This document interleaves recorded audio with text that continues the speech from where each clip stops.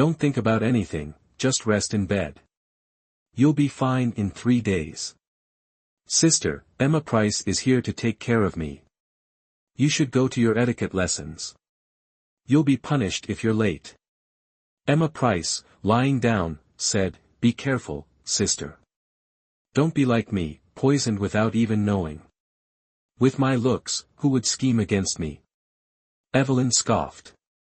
Emma Price spoke sincerely, although you're not considered beautiful, sister, you have a kind heart. If I were the crown prince, I would also like a kind woman like you. If it were the other candidates, they'd probably be glad to see one less competitor. Buddha teaches us to go with the flow. Let's just go with the flow. Evelyn walked out, then paused. I'll tell you everything the court lady says. Emma Price smiled gratefully at her. At Refined Elegance Hall, Evelyn arrived alone to gather with the other candidates, as the court lady had instructed the previous day that their maids were not to accompany them. Tables and chairs had been arranged in the grand hall for the candidates, a truly magnificent scene. Each seat was numbered. Evelyn Morgan found her designated spot, number 88. Just as she sat down, the two Evans sisters arrived. Oh, isn't that Miss Price with you? Victoria Evans asked, approaching Evelyn. So you care about her that much? Evelyn looked into Victoria's eyes. You know, she's dying. Someone poisoned her. Dying? Victoria Evans' face paled. Impossible. It can't be that serious. Sophia Evans tugged at her sleeve. Victoria Evans tried to compose herself. Don't exaggerate. She was fine yesterday. I have no grievance against you, nor am I close to her. Why would I lie? Evelyn probed. This matter will definitely have repercussions. I'll report it to the court lady later. Moreover, I have proof that can identify the culprit. It wasn't me. I didn't do it. Victoria Evans suddenly panicked.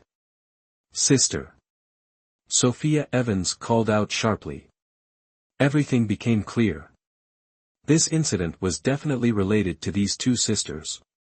Chapter 15, Palace Rules. Evelyn Morgan, having a plan in mind, approached Margaret Chen as she entered the main hall and said, Margaret Chen, I have something to report.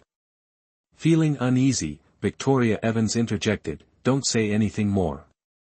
This matter was caused by Hannah's carelessness. I was completely unaware. Evelyn smiled and said to Margaret Chen, Madam, candidate Emma is resting at Eternal Blessing Palace due to illness. I hope you will show compassion and allow her to recover before continuing her studies. Is that so? I will personally visit her later. Margaret Chen didn't object. After all, the candidates were there to be selected as the crown princess, and Emma was from an official's family. It wouldn't be good if news of her illness in the palace spread outside. I thank you on her behalf, madam. Margaret Chen looked at Evelyn's attire and frowned. Didn't I say the crown prince dislikes colored clothing? Why are you wearing white?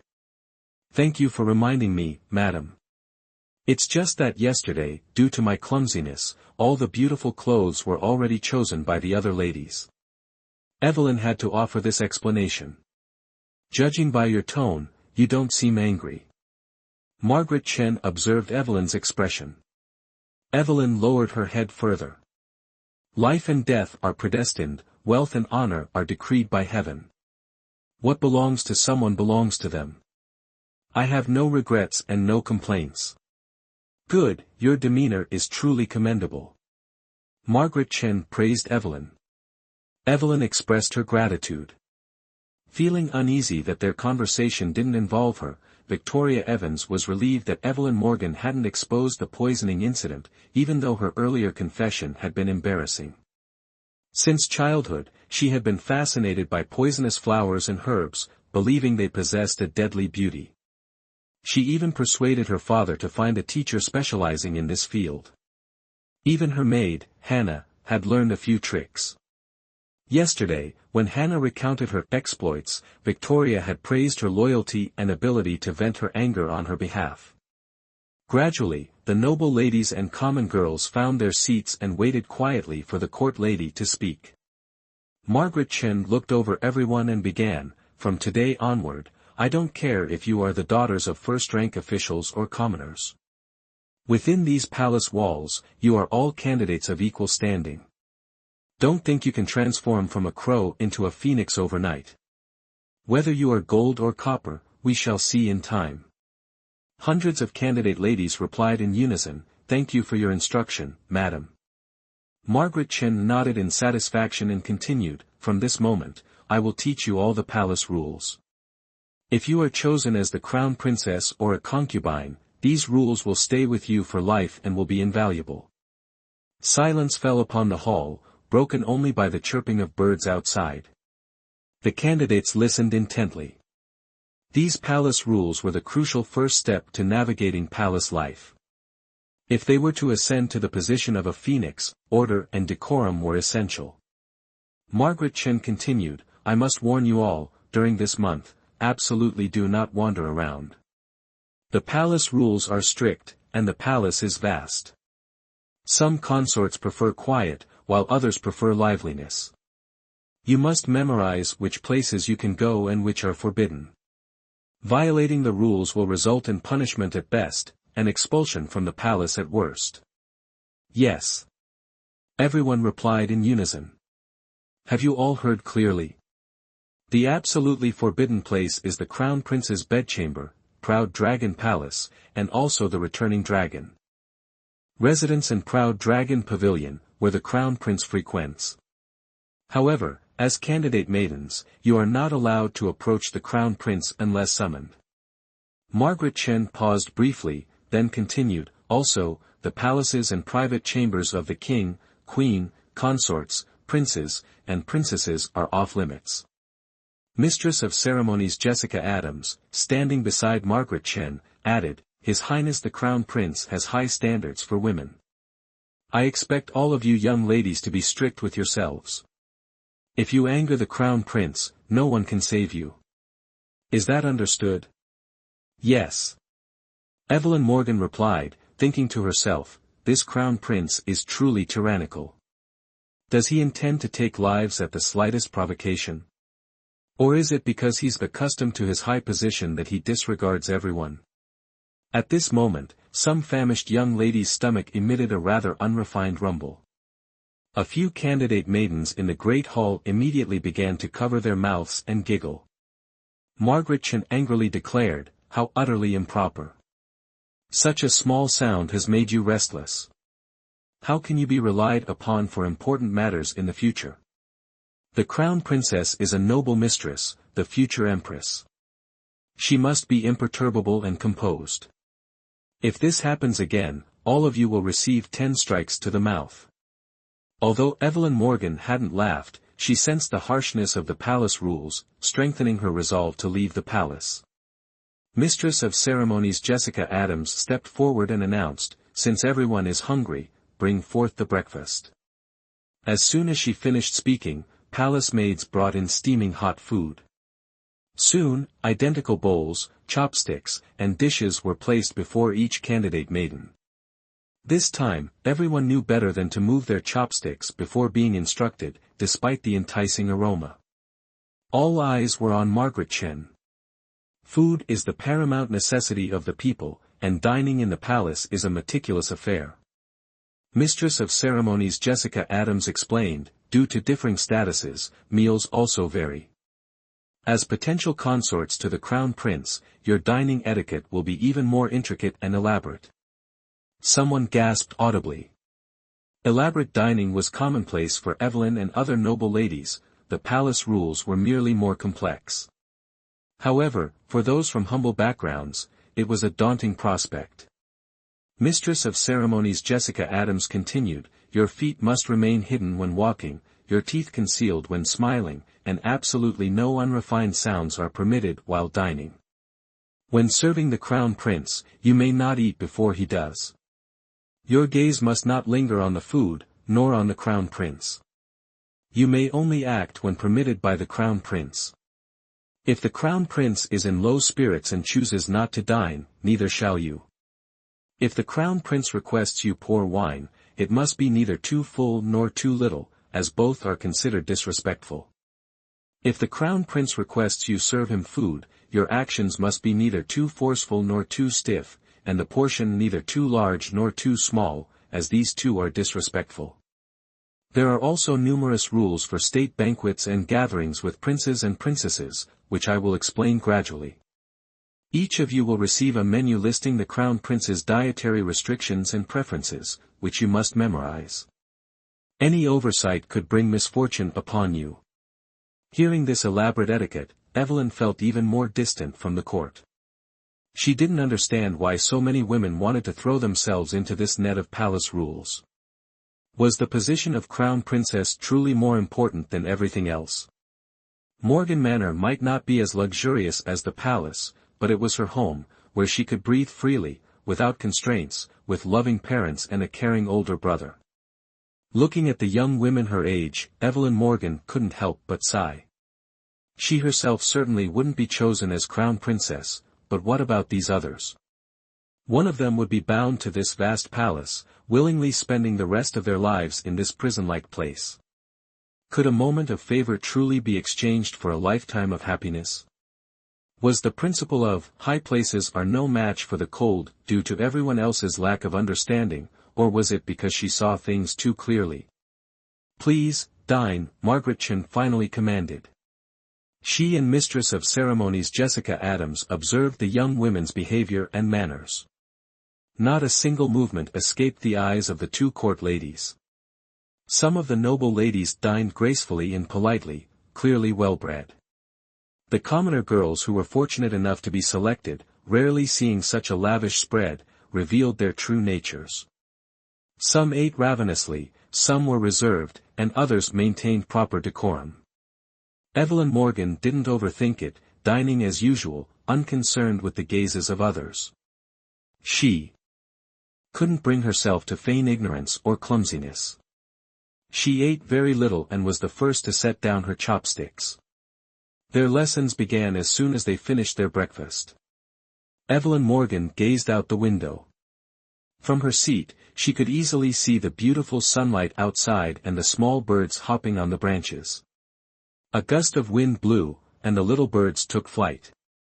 She couldn't help but think of herself, at this moment not even as free as a small bird. When would she be able to escape this cage-like palace and be free again? Proud Dragon Palace. Brother. Good morning. Princess Isabella Carter appeared in the main hall without announcement. Seeing her brother lost in thought, she found it strange. Brother. Is something troubling you? Alexander Carter startled awake, quickly hiding something in his sleeve. Isabella, why are you here? Just missed you, Isabella Carter said. I wanted to see if you were in Proud Dragon Palace, he. Seems my luck is good today. I hear the candidate ladies have begun their training with Margaret Chen. What are you getting at? Alexander Carter asked, somewhat aware of his sister's intentions.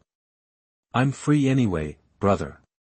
Why don't you take me to Refined Elegance Hall so I can see them for myself?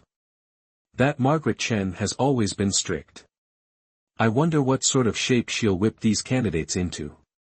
She herself had suffered quite a bit under Margaret Chen's tutelage, the memories still vivid. She wondered if these candidates were starting to have second thoughts. If you want to watch, go yourself. I can't accompany you, Alexander Carter flatly refused. Aside from his own reluctance, there were palace rules. The candidates couldn't casually meet the Crown Prince during their training period, unless he himself wished to see them. Isabella Carter suddenly became mischievous. Brother, just now when I entered, I saw you hiding something in your sleeve. Is it a token from some lady? Show me. Don't talk nonsense. Alexander Carter denied. But I clearly saw it. Isabella Carter wouldn't let it go. It's nothing, you're just seeing things. Isabella rolled her eyes and suddenly clutched her stomach. Oh dear, I ate 2 pieces of cake last night, I'm afraid I have a stomachache. Oh, it hurts. Alexander Carter, without a doubt, believed her. Does it hurt a lot? Should I summon the royal physician? Hashtag Chapter 16, Discovering the Secret. Alexander Carter, unsuspecting, hurriedly bent down to support Isabella. Unexpectedly, she took advantage of his unguarded moment and reached into his sleeve, retrieving the object. After seeing what it was, she exclaimed in surprise, "Heavens, brother, you're secretly keeping a woman's handkerchief." Alexander Carter, realizing his sister had tricked him, couldn't help but feel a little angry, mainly because she had discovered his secret. "Isabella Carter, you're getting bolder and bolder, daring to trick me." Oh, someone's embarrassed and angry. "Mother, save me," Isabella Carter said with a grin, showing no fear. Looking at his sister's probing eyes, Alexander Carter regained his composure. "All right, I admit it. This belongs to a woman. I picked it up because she slipped away right before my eyes. She could very well be a spy. So you kept it?" Isabella Carter sat down not far from her brother. "Oh, what's that strange smell? Brother, what kind of incense are you using in your chambers? It smells so good." "It's the scent on the handkerchief," Alexander Carter confessed. "It's this scent that makes me curious about her." "What kind of woman is she?" Crystal Carter sniffed again. Indeed it is." She fiddled with the handkerchief for a moment and then said, "There's the character, yen, embroidered on it. It must be her given name." "What do you think?" Alexander Carter countered. The reason he kept the handkerchief was indeed because he had become interested in its owner. He really wanted to meet her. "Brother, could you give this handkerchief to me?" Crystal Carter deliberately hit the nail on the head. Alexander Carter didn't hesitate. "No." "Why?" "No means no. There are countless treasures in the royal palace. You can have anything you want." Crystal Carter insisted, "But I just like this handkerchief. The needlework is so exquisite, I'm afraid even the best embroiderers in the palace can't compare." "Brother, just give it to me. It's useless for you to keep it anyway." Alexander Carter still shook his head. "Brother, you're so stingy." Crystal Carter said, "If you don't know who the owner of this handkerchief is, it might belong to one of father's concubines, or perhaps one of our older sisters, or maybe some lady of the court." Alexander Carter's eyes suddenly lit up. Indeed, as Crystal said, his father's concubines were all older and unlikely to have this kind of handkerchief. His sisters were also not a possibility. He was familiar with all the fragrances in the palace. If there were any special ones, they would undoubtedly be used within the palace. There was only one possibility left: new ladies had recently entered the palace. Perhaps the owner of the handkerchief was among them. But how could he find her? "Brother, what's on your mind?" Crystal Carter extended her hand in front of him. "Crystal, do you want to know who the owner of this handkerchief is?" Alexander Carter suddenly asked. "I do. I'm quite interested in investigating this kind of thing." Crystal Carter's face lit up with excitement. "It's good to have something to do to alleviate the boredom. Go to Margaret Chen and tell her you want to test the candidates. Have each of them embroider a handkerchief for you. The one who embroiders the best will be handsomely rewarded," Alexander Carter suggested. Crystal Carter suddenly understood. "Oh, that way, as long as I have all the candidates' embroidery pieces, I can compare them one by one. If the owner of this handkerchief is among them, they will definitely be revealed." "Yes, do it that way." As they were talking cheerfully, Alice Rose, the maid of Sanders' residence hall, entered. "Your servant greets the Crown Prince." "May the Crown Prince live 10,000 years, 10,000 times 10,000 years." "Alice Rose, what is the matter?" "Princess, the 7th princess and the 9th princess are waiting for you at Sanders' residence hall to play chess." "Ah, I was so engrossed in talking with my brother that I forgot about this." Crystal Carter bowed to her brother. "Brother, I'll take my leave." "Go ahead." Alexander Carter nodded. watching her leave. Looking at the handkerchief Crystal left behind, he sighed softly. This mysterious handkerchief, when will its secrets be revealed? Refined Elegance Hall, as the sun began to set, Evelyn's and the other candidates' lessons finally ended. However, some had been eliminated. As they walked past Evelyn with tears in their eyes, she clearly saw the unwillingness in their gazes. She herself had been kept, though she desperately wished it had been her who was dismissed. As soon as the court ladies left, the candidates returned to their quarters. Evelyn also left the hall, followed by Victoria Evans. I can't believe you're still here. Sister, come on, say less, let's go. Sophia Evans said. Evelyn heard but pretended not to. Sophia, I really don't understand what you're afraid of. Being so timid, how can you survive in the palace? Victoria Evans was somewhat unaccustomed to her sister's personality. Since entering the palace, why has your temperament changed so much? Sophia Evans inwardly scoffed at her sister's foolishness. At this juncture, it was best to keep quiet and mind one's own business. There was no need to be ostentatious, as doing so would only make enemies and invite trouble. She had reminded her sister many times, only wanting to avoid being implicated. She said, honest words are unpleasant to the ear. In short, you take care of yourself. You. Victoria Evans said angrily, how dare you lecture me? Don't forget, I'm your elder. Sophia Evans, ignoring her, walked on, only to bump into another candidate, Gabriel Stone. Oh my, are you blind? Candidate Helen Wright's beautiful face showed a look of pain. The path is so wide, yet you bumped right into me.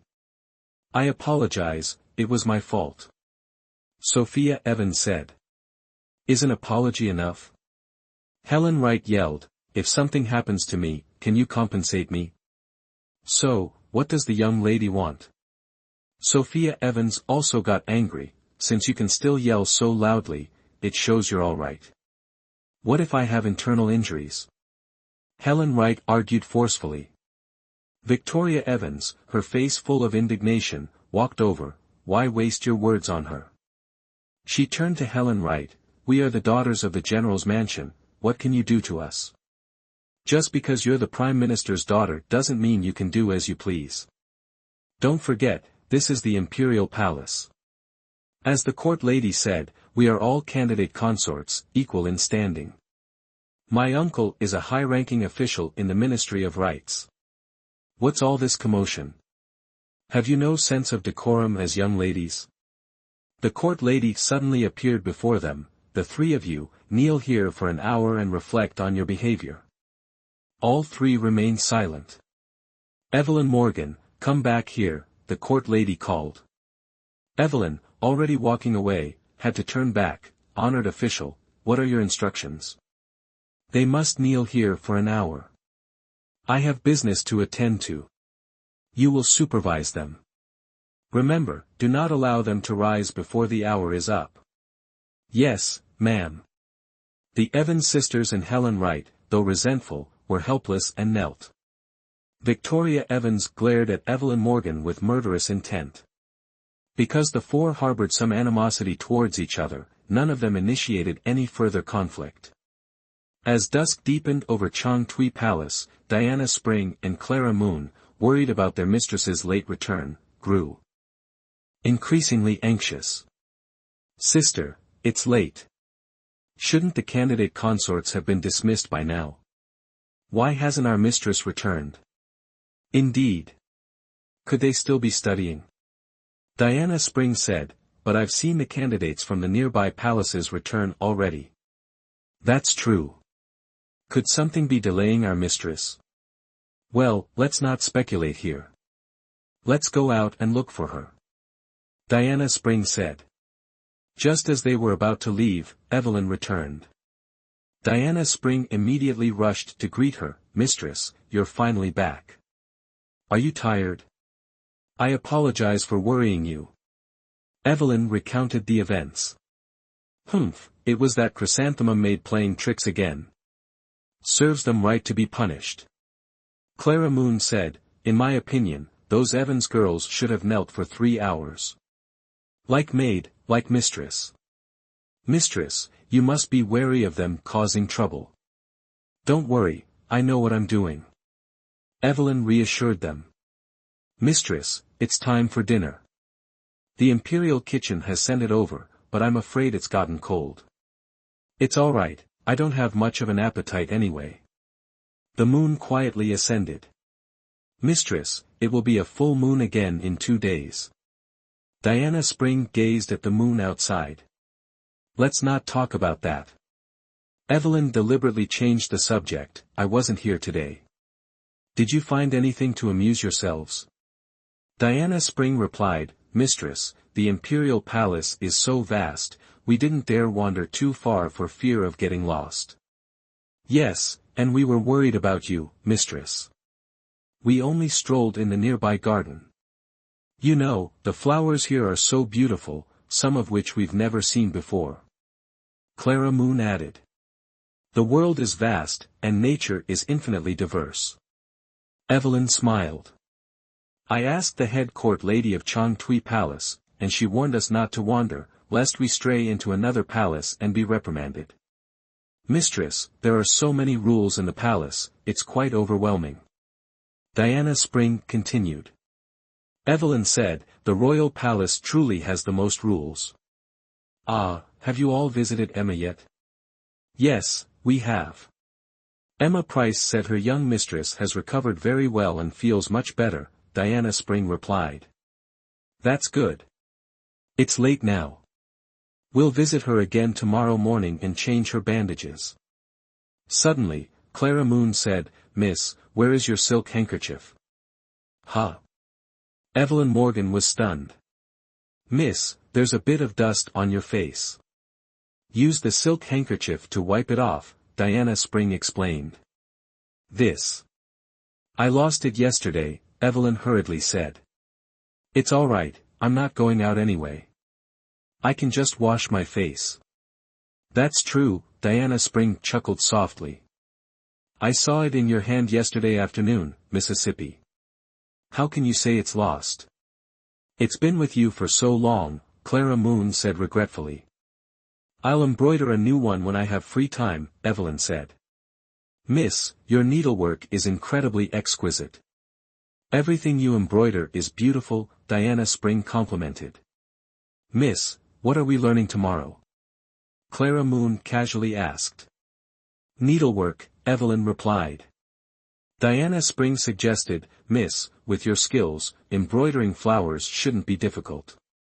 Why not pretend to be clumsy? No, Master Wright already knows my needlework is very good. If I deliberately deceive him and this is discovered, who knows what I'll be accused of? I can't take the risk. There's still plenty of time, we'll think of a way later. You're still the most thoughtful, Mississippi.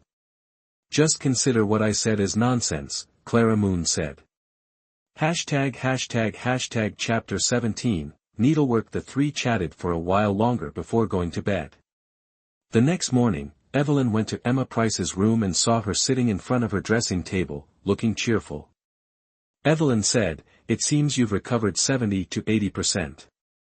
Seeing Evelyn enter, Emma Price was delighted, elder sister, you truly have miraculous healing hands. I feel so much better. No more swelling or itching. The swelling going down is good. Evelyn looked at her face. Apply it one more time today, and you'll be completely healed tomorrow. Elder sister, you're not only kind but also skillful. Don't praise me so highly, I'll feel like I'm floating. Emma Price laughed, hee, elder sister, you're so funny. While applying the medicine, Evelyn recounted the events of the previous day in detail, finally saying, today we're learning needlework. You're a young lady from a noble family, surely this won't be difficult for you. Indeed, I've had a seamstress teach me, but my needlework is ordinary. I'm afraid I'll be worse than others. What good is cramming? Emma Price said, my young mistress pricked herself with needles countless times while practicing embroidery.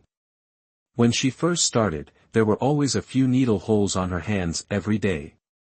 Emma Price looked at Evelyn. What about you, elder sister? Me? Probably about the same. Diana Spring, standing beside them, listened carefully.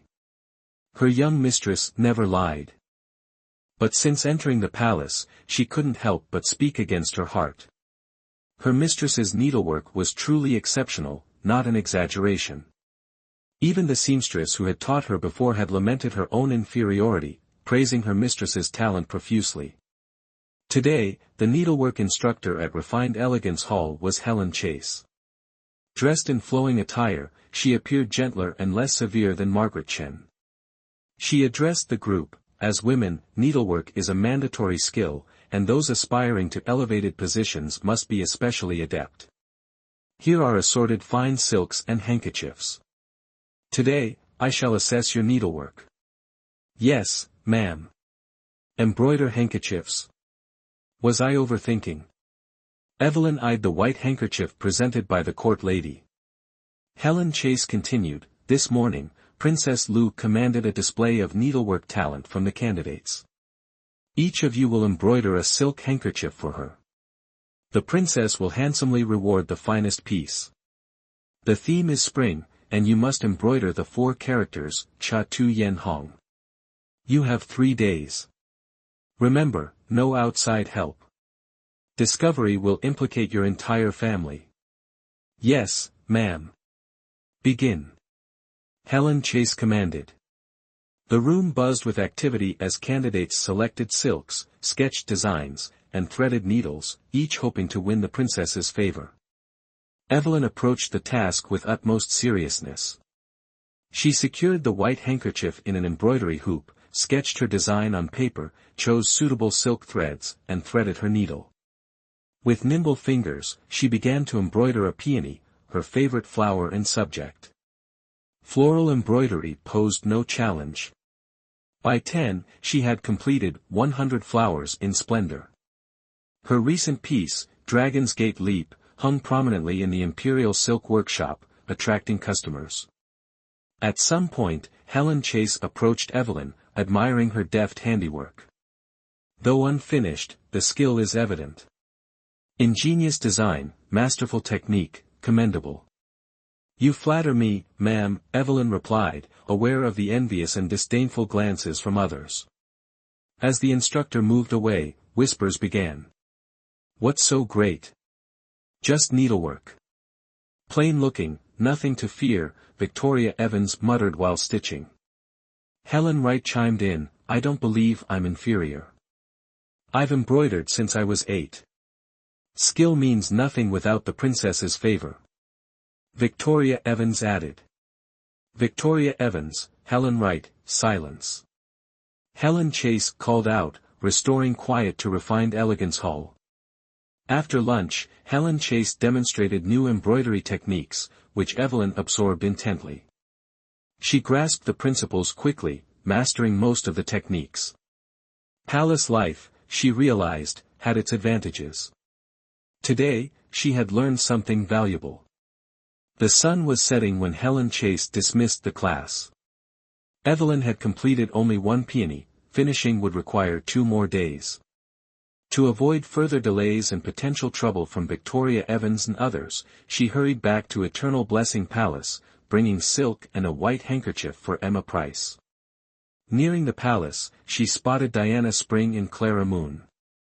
Diana Spring, Clara Moon, what are you doing? She inquired.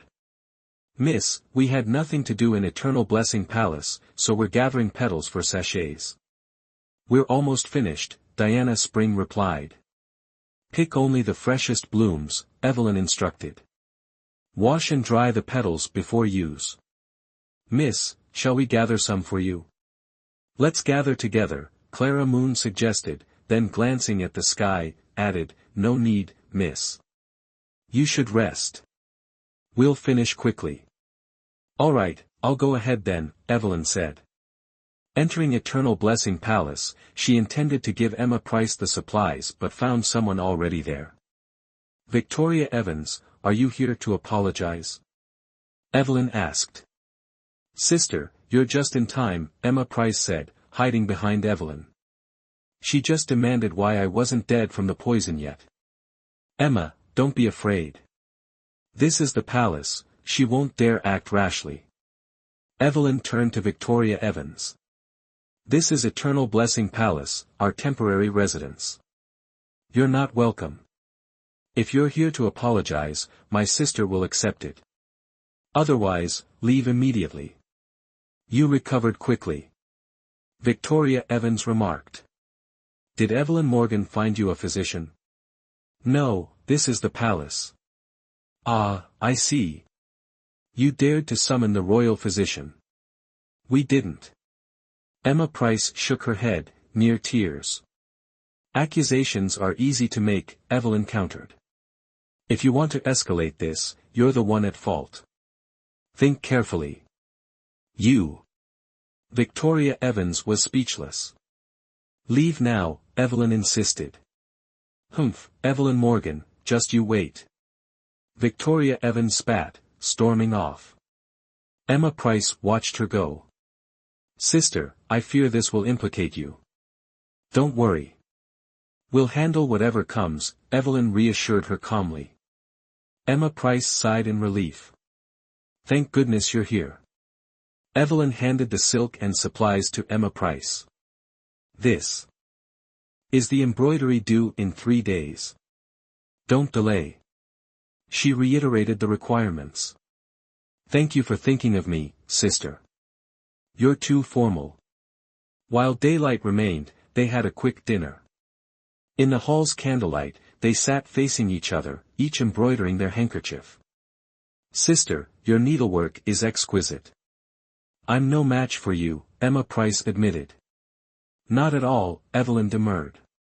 Diana Spring, however, was less modest. Of course. Our Mrs. Needlework is unparalleled. Don't listen to Diana Spring, she's flattering me, Evelyn said. Diana Spring pouted silently. Sister, can I go outside tomorrow? Emma Price asked. My skin feels smoother than before. A silver lining, then. Evelyn remarked. What will the instructor teach tomorrow? Emma Price looked up. Helen Chase said we'll focus on embroidery for 3 days, then music after that. Music? Emma Price brightened. My musical skills far surpass my embroidery. Excellent. Another step closer to becoming the crown princess. Emma Price laughed. Diana Spring, your miss is so witty. Diana Spring joined in the laughter. He, the longer you know her, the more you'll discover her virtues. If only her time in the palace wasn't so limited, they could appreciate all her virtues. The following day, with Evelyn Morgan's embroidery unfinished, the full moon arrived, and she had to endure it, willing or not. After supper, Diana Spring styled the young mistress's hair and added another layer of clothing, while Clara Moon poured her a basin of water. Evelyn sat by the bed, awaiting the bone-deep agony. Diana Spring, Clara Moon, you two go to sleep first, it's almost time. She didn't want anyone present during her affliction. For no one could help her, only she could overcome this piercing pain. Yes, mistress, Diana Spring replied, refraining from further words to avoid adding to her mistress's distress. The two sisters left the room. For years, Evelyn had endured every full moon in agony. Just get through it, she always told herself. The first pang hit, Evelyn merely furrowed her brow, her body trembling from the headache, bracing herself, for the true pain was yet to come. Moments later, the throbbing intensified. Evelyn unconsciously gripped the edge of the bed, supporting her body against the impending torment. The pain in her head grew, beads of cold sweat appearing on her exquisite face. She bit her lower lip, stifling any whimpers, careful not to disturb Diana Spring and Clara Moon, knowing they were surely listening outside. The agony was intense, as if her head would shatter. Her body trembled uncontrollably, her teeth leaving a deep mark on her lower lip. It truly hurt. Faced with such intense pain, Evelyn's tears flowed, the best release. Though trained in martial arts from a young age, though possessing a strong will, she was still a woman. Diana Spring and Clara Moon waited outside. How could they sleep while their mistress suffered so?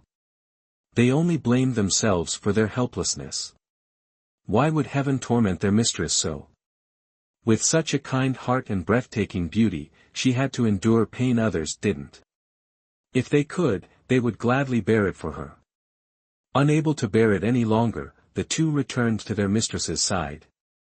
Seeing her on the verge of collapse, both sisters wept.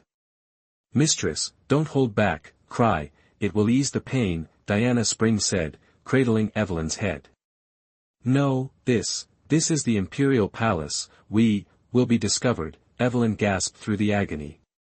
"Mistress, don't speak," Clara Moon cried, wiping her brow. "It's so secluded here, and so late, no one will notice. Don't hold back the pain." The moon gradually shifted across the sky. Evelyn's pain persisted, though less intense. "Diana Spring, quickly, bring my zither," she requested. Diana Spring protested, "Mistress, in your condition, please, not the zither." "It's all right, bring it," Evelyn insisted. She used the zither to regulate her breathing and restore her energy, a ritual every full moon, unknown to Diana Spring and Clara Moon. Diana Spring had no choice but to obey. Chapter 18, The Rising Storm. Evelyn Morgan sat cross-legged, trying to ignore the throbbing in her head, placing the guzheng on her lap and tuning it. "Mistress, the zither's sound can travel far, disturbing others' sleep. You'll get into trouble," Clara Moon warned. "Don't worry," Evelyn explained, "this music is played with inner strength.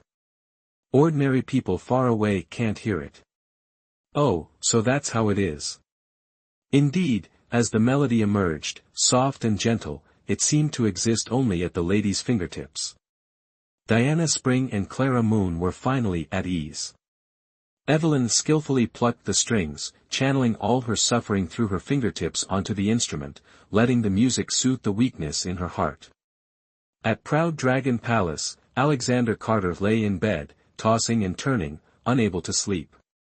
Since the winter he was 8, when he fell from a practice cliff into an icy lake during martial arts training, his body, though recovered, had been afflicted with a certain ailment. Every year, he would experience several recurrences of this cold sickness. When it struck, his entire body would grow cold and tremble violently, a condition he could hardly withstand despite his profound inner strength.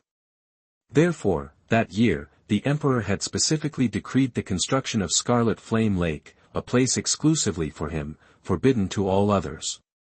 The waters of Scarlet Flame Lake held properties that countered the cold sickness and also benefited the enhancement of his inner power. Lately, the selection of concubines had been vexing him, and a feeling within warned him of the imminent return of his cold sickness. He decided to retreat to Scarlet Flame Lake for a few days. Suddenly, he heard a faint melody. "Where does that music come from at this late hour?" Alexander Carter murmured. The melody, sometimes fast, sometimes slow, sometimes relaxed, sometimes urgent, caused his heart to rise and fall with the notes. Gradually, his mind grew tranquil, his eyelids heavy, and he drifted off to sleep. At Eternal Blessing Palace, as dawn's light began to fade, Evelyn still slept soundly. After a long night's effort, a healthy flush finally returned to her face. Clara Moon, observing the lady's even breathing, remarked, "Our dear lady has finally pulled through."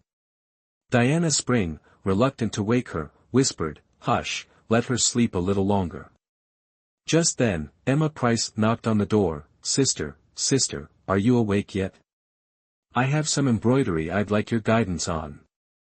"Oh dear, Lady Price mustn't come in." "The lady hasn't applied her disguise yet," Diana Spring exclaimed. "I'll go stall her." "You wake the lady," Clara Moon said. "All right." Clara Moon opened the door, slipped out, and closed it again swiftly. "Lady Price, forgive me, but the lady instructed that, having slept late last night, she's just waking and doesn't wish to be seen before she's presentable. She requests you wait in the main hall, and she'll be there shortly." Emma Price, without further thought, replied, "Very well, I'll wait for her in the main hall. Evelyn, now awake, was being dressed by Diana Spring. Lady, are you feeling better? If you're not well, lie down and rest some more. You needn't attend Refined Elegance Hall today. No need, I'm quite all right, Evelyn replied with a refreshed expression. Let's get ready quickly, the disguise takes some time. After a stick of incense had burned, Evelyn finally appeared before Emma Price. Sister, I have a few embroidery stitches I'd like your guidance on.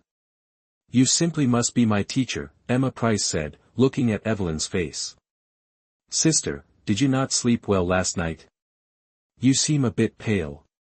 She could tell even through the disguise. Evelyn wanted to laugh but held back. Indeed, I didn't sleep well, but your spirits seem quite high. With my face recovered, I'm naturally overjoyed. I can finally go out again. Shall we stroll through the gardens later?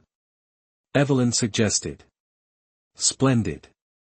Half an hour later, the two of them leisurely strolled through the garden. Diana Spring and Emma Price followed, while Clara Moon stayed behind to embroider a sachet. Emma Price, spotting a beautiful flower, plucked it, inhaled its fragrance, and tucked it into her hair. Sister, does it look nice? Lovely. Evelyn smiled. You defiled that flower with your presence. Victoria Evans, arriving at the small flower garden and overhearing their conversation, directed a harsh remark at Emma Price. Emma Price, seeking to avoid conflict, Sister, let's go somewhere else. Very well, the beautiful scenery is ruined now, no need to stay. Hannah blocked Emma Price's path. Our Lady spoke to you, that's showing you respect, dare to be ungrateful, and I'll poison you again. Evelyn's face turned serious. Listen to this is the fine servant the general's estate raises. Such a disgrace if word gets out. Evelyn Morgan, you should look in the mirror. If I were you, I would have drowned myself in tears long ago. Your grudge is with me, it has nothing to do with Sister Morgan, leave her out of this. Emma Price spoke with all her courage. You all want to defy me. Victoria Evans declared, the palace is so large, why must you be here when I am here? Ridiculous, this palace isn't the general's estate, why can you be here and we cannot? Evelyn retorted, furthermore, we are like water and oil, it's you who repeatedly crosses the line. Hannah suddenly shoved Emma Price, seeing her about to fall, Evelyn swiftly reacted, turning and catching Emma's waist. Emma Price, startled, gasped for breath. Victoria Evans took a small box from her sleeve, opened it, and placed it on the ground. A cockroach. Evelyn, recognizing the insect, jumped up in fright. The cockroach buzzed around Evelyn, refusing to leave. Ha ha ha ha. Victoria Evans erupted in arrogant laughter. Emma Price, unafraid, Victoria Evans, you've gone too far, bringing a cockroach to scare people. Ha ha ha, how amusing, a little cockroach scared her like this. Victoria Evans laughed until she nearly fainted. My lady, let me help you. Diana Spring said anxiously, searching for the cockroach to crush it. Evelyn continued to stamp her feet, but Diana Spring couldn't squash the cockroach. Victoria Evans continued to mock them. The cockroach, seemingly bored, flew away. A. Suddenly, not far away, piercing screams echoed, someone fell to the ground, and others began shouting, concubine, concubine. Something's wrong, the concubine has fallen. Evelyn, regaining her composure, saw the scene in the distance, her heart skipped a beat, and she said to Emma Price, this is bad, we've caused trouble, quickly kneel. They and their maids knelt first. Victoria Evans, seeing this, frowned and reluctantly knelt as well. An older court lady approached and questioned them, how dare you? To harm concubine Nu's person, do you not value your lives? Speak, from which palace are you? Emma Price was too frightened to speak. Victoria Evans, knowing she was at fault, also remained silent. Evelyn Morgan, head bowed, replied, your servant reports, we are newly selected candidates for the palace, drawn by the beautiful garden scenery. We came to admire it. Unexpectedly a cockroach sprang from the bushes, startling the concubine. We beg for her forgiveness. As Consort Ru, escorted by 2 palace maids, approached with a glacial expression, she declared, "This palace cares not from whence this cockroach crawled. Today, you have witnessed my lapse in composure, a transgression directly caused by your actions. Without punishment, this palace cannot quell my wrath. Guards, drag them out and administer 20 lashes each. Your Majesty, spare us. We dare not repeat this offense." Emma Price pleaded, drenched in a cold sweat. "Your Majesty, grant us forgiveness. My lady is of delicate constitution, she cannot endure such a beating." Emma Price implored on her mistress's behalf, "If you must punish someone, punish this servant." Consort Ru's fury intensified. Where did these impudent wretches spawn from, daring to defy this palace's decree? Your lady may be delicate, but is this palace's person any less precious?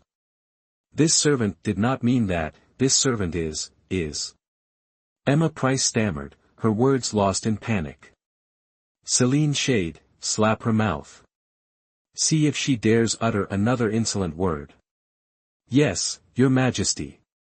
Celine Shade stepped before Emma Price and began delivering sharp slaps to her face.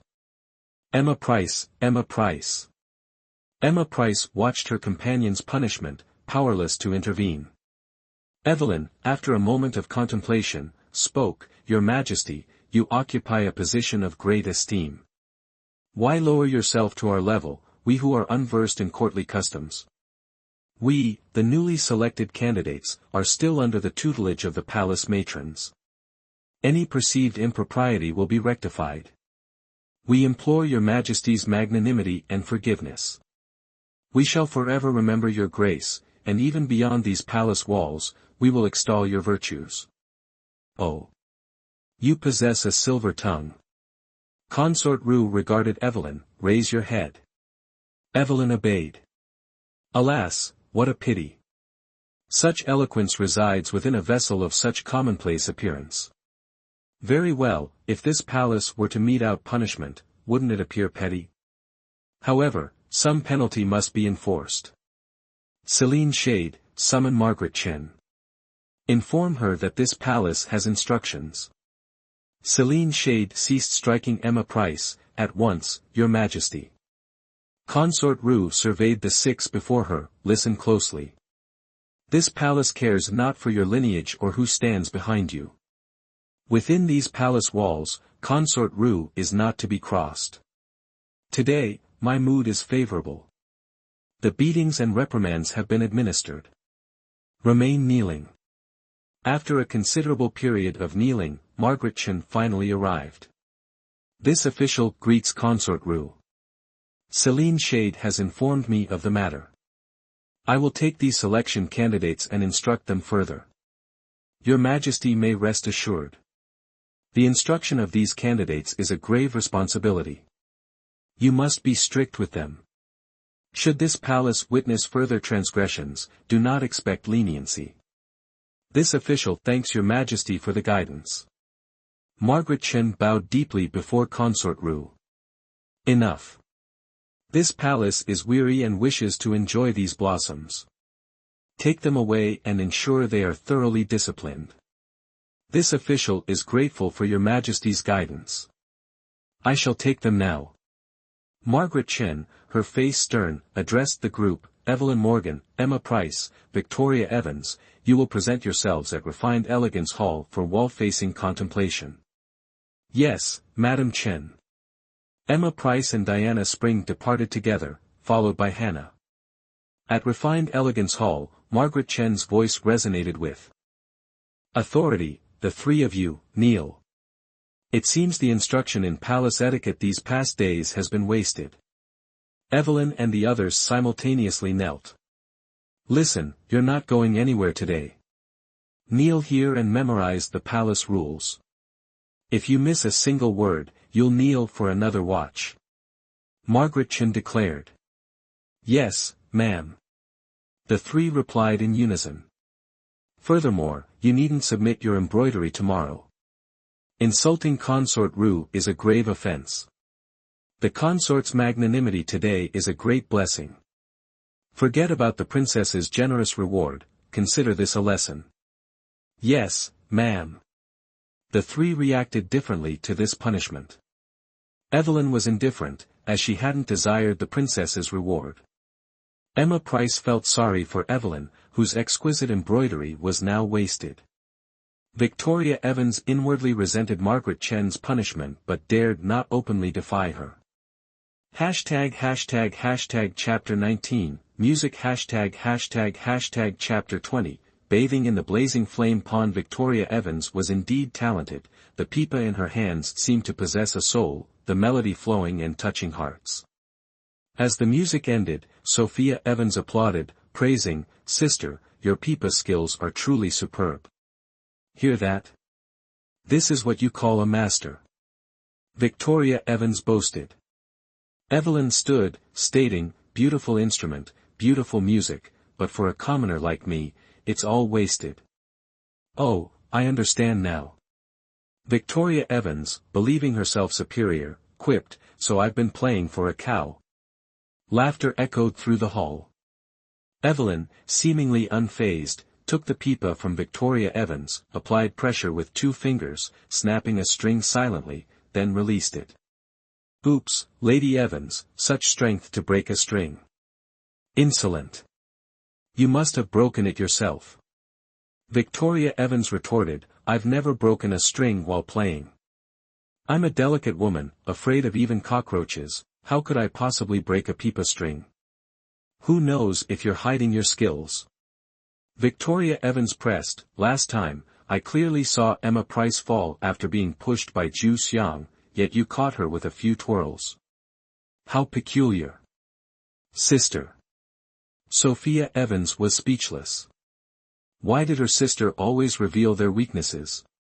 "Since you know I have other skills, stay away from me, and everyone else in Eternal Blessing Palace." Evelyn exuded a powerful aura. Victoria Evans, momentarily stunned, stood frozen. Just then, Helen Chase entered the hall, and the candidate ladies quickly returned to their positions. "Madam, my pipa string unfortunately broke. I request a different instrument." Evelyn spoke.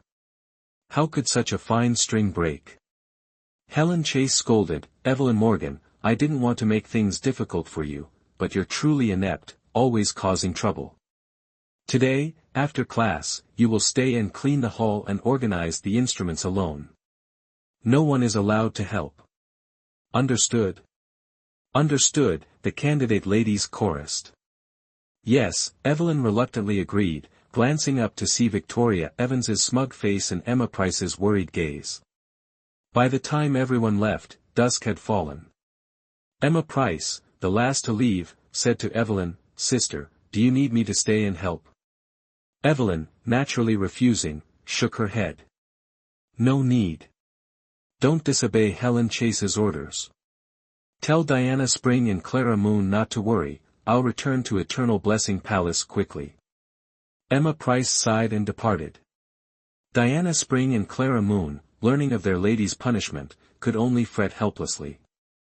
Although the So-Tu hall was large, it was regularly cleaned by palace maids, so there wasn't much dust. Evelyn cleaned efficiently, then, noticing the scattered instruments, she tidied them, oiling and tuning as needed, even indulging in playing a flute. Lost in her enjoyment, Evelyn forgot the time. Realizing she needed to return to Eternal Blessing Palace, she hurried back, finding the night nearly upon her. At Eternal Blessing Palace, Diana Spring and Clara Moon were on edge. Seeing their lady return, they nearly wept. All right, I was wrong today, I lost track of time." Evelyn quickly apologized. "My lady, Lady Price told us you were punished to clean So-Tu hall. I was so worried, I pricked my finger with a needle," Clara Moon confessed.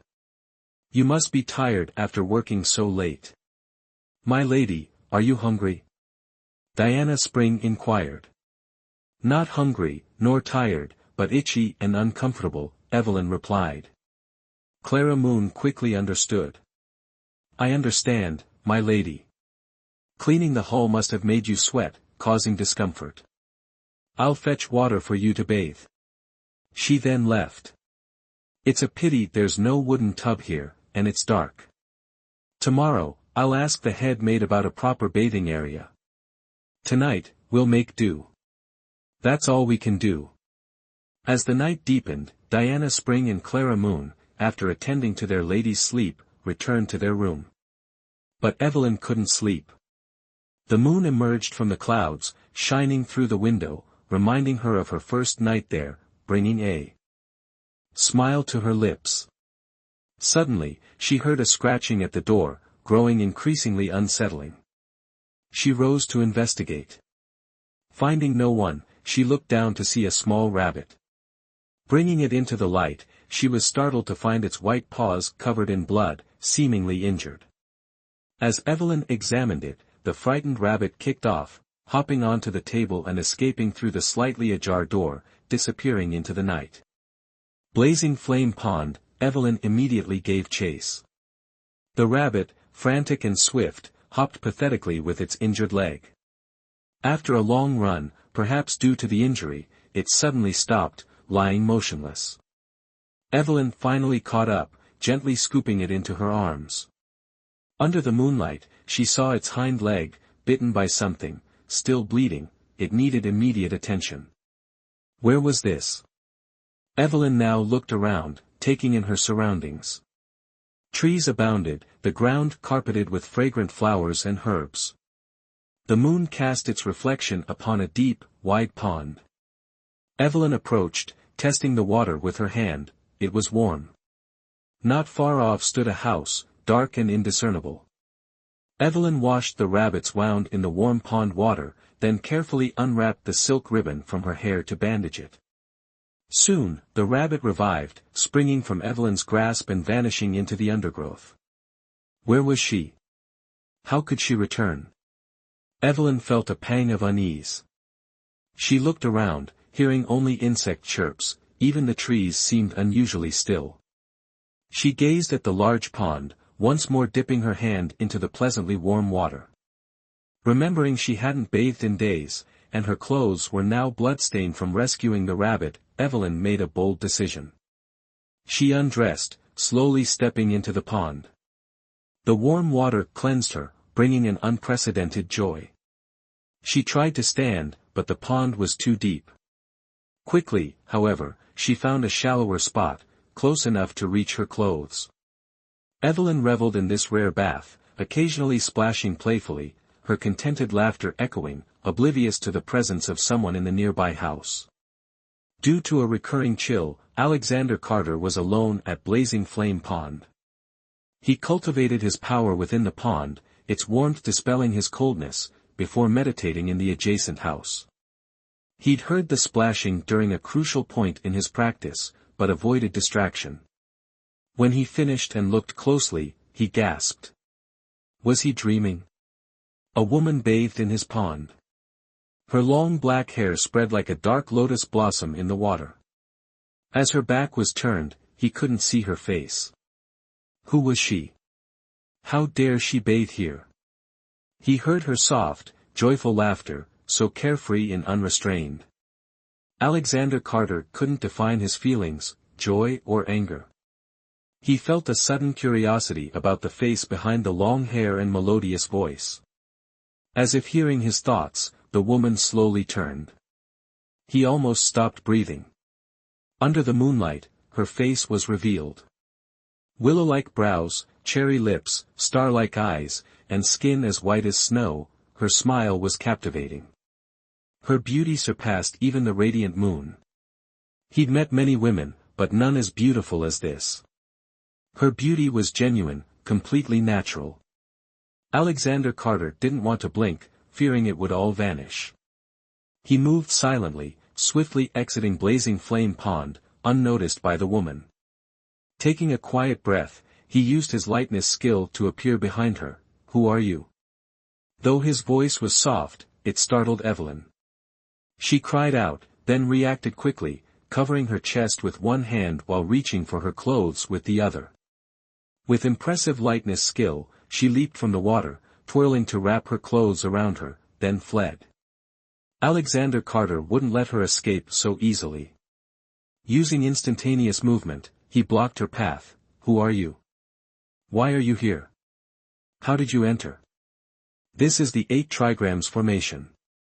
Evelyn lowered her head, hiding her face, aware that despite her disheveled appearance, her beauty was undeniable. Alexander Carter stopped her, leaving? Not so fast. Explain yourself first. Perhaps due to her beauty, or his good mood, he felt playful. Evelyn stepped on his foot, attempting to flee, but he didn't budge. Do you know who I am? Alexander Carter asked pointedly. Evelyn shook her head. Had she known he was a nobleman, she wouldn't be in this predicament. Are you mute? Alexander Carter teased.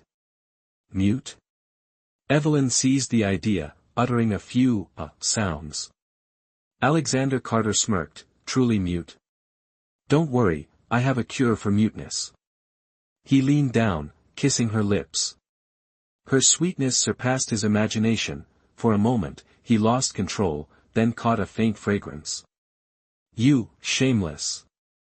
Evelyn finally pushed him away. Don't be disrespectful. Tears welled in her eyes. She'd never been so humiliated. Hashtag Chapter 21, Discord with the Crown Prince. Alexander Carter, observing Evelyn's furious expression, chuckled. Look, I've cured your muteness. Ha ha ha. Beneath the moonlight, Alexander Carter's extraordinarily handsome features were etched into Evelyn's memory. Tall and imposing, he exuded a regal aura, with sharp, intelligent eyes, a strong jawline, and a prominent nose. This man had stolen her first kiss. Evelyn, consumed by a mixture of shame and anger, knew she couldn't remain here. Where could she escape to? Her mind raced, desperately seeking an escape route. Sensing her intention to flee, Alexander Carter reached out, firmly grasping her arm and pulling her close. Leaving? Do you think you can come and go as you please? A hint of gentleness laced his words. Ouch! Evelyn winced, her brows furrowing in pain. Immediately releasing his grip, Alexander Carter questioned, Tell me, who are you? Which palace do you belong to? Why are you so ignorant of palace rules? He caught that unique scent again, momentarily stunned. I belong to Consort Nu, Evelyn stated, seizing the opportunity while he was momentarily distracted. With a swift movement, she struck a pressure point on his body. Instantly, Alexander Carter became rigid, unable to move. Adjusting her clothing, Evelyn softly addressed him, I apologize. The pressure point will release in 1 hour. There will be no lasting effects. I was forced to do this. Consider this encounter as if it never happened. She even curtsied. I will not let you get away with this.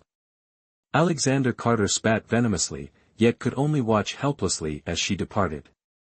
She claimed to belong to Consort Nu, but he highly doubted it. Standing before the woods, Evelyn contemplated her escape. He had mentioned the area was arranged according to the 8 trigrams formation.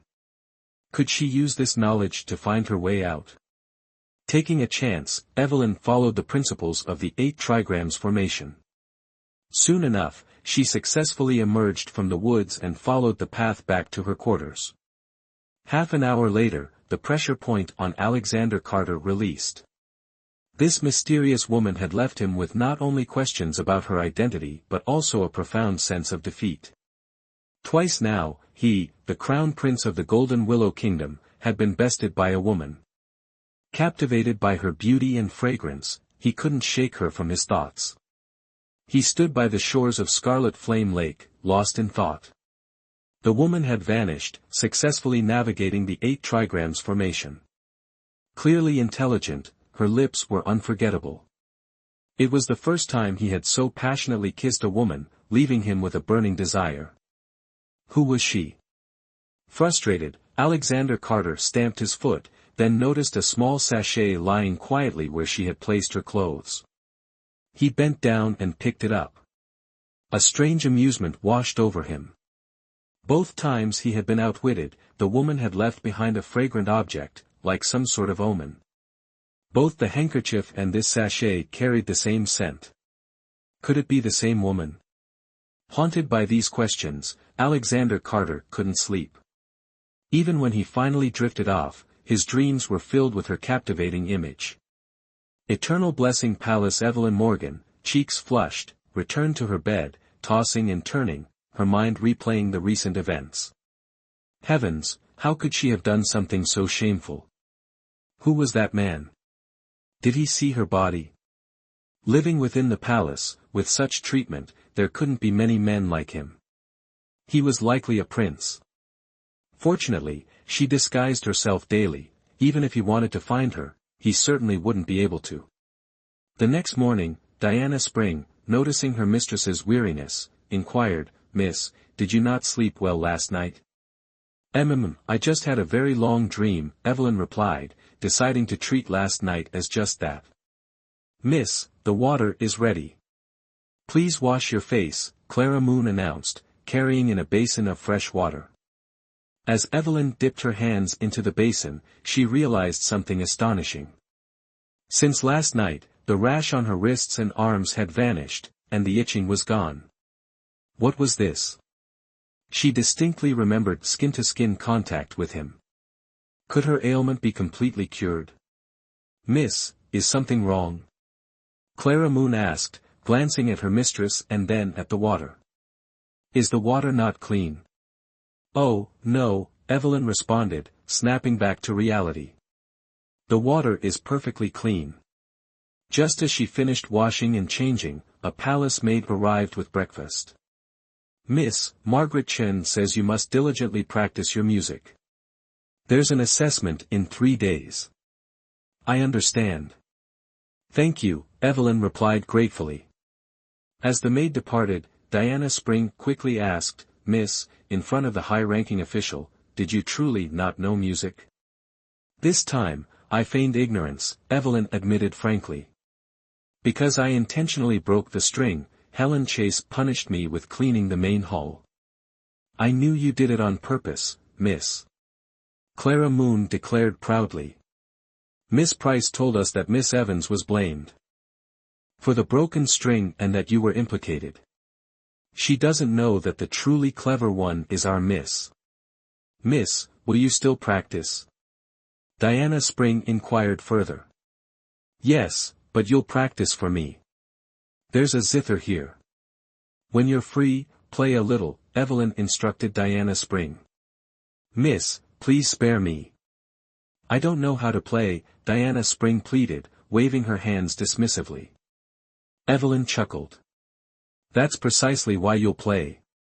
"Sister, for Miss, please just do it," Clara Moon urged.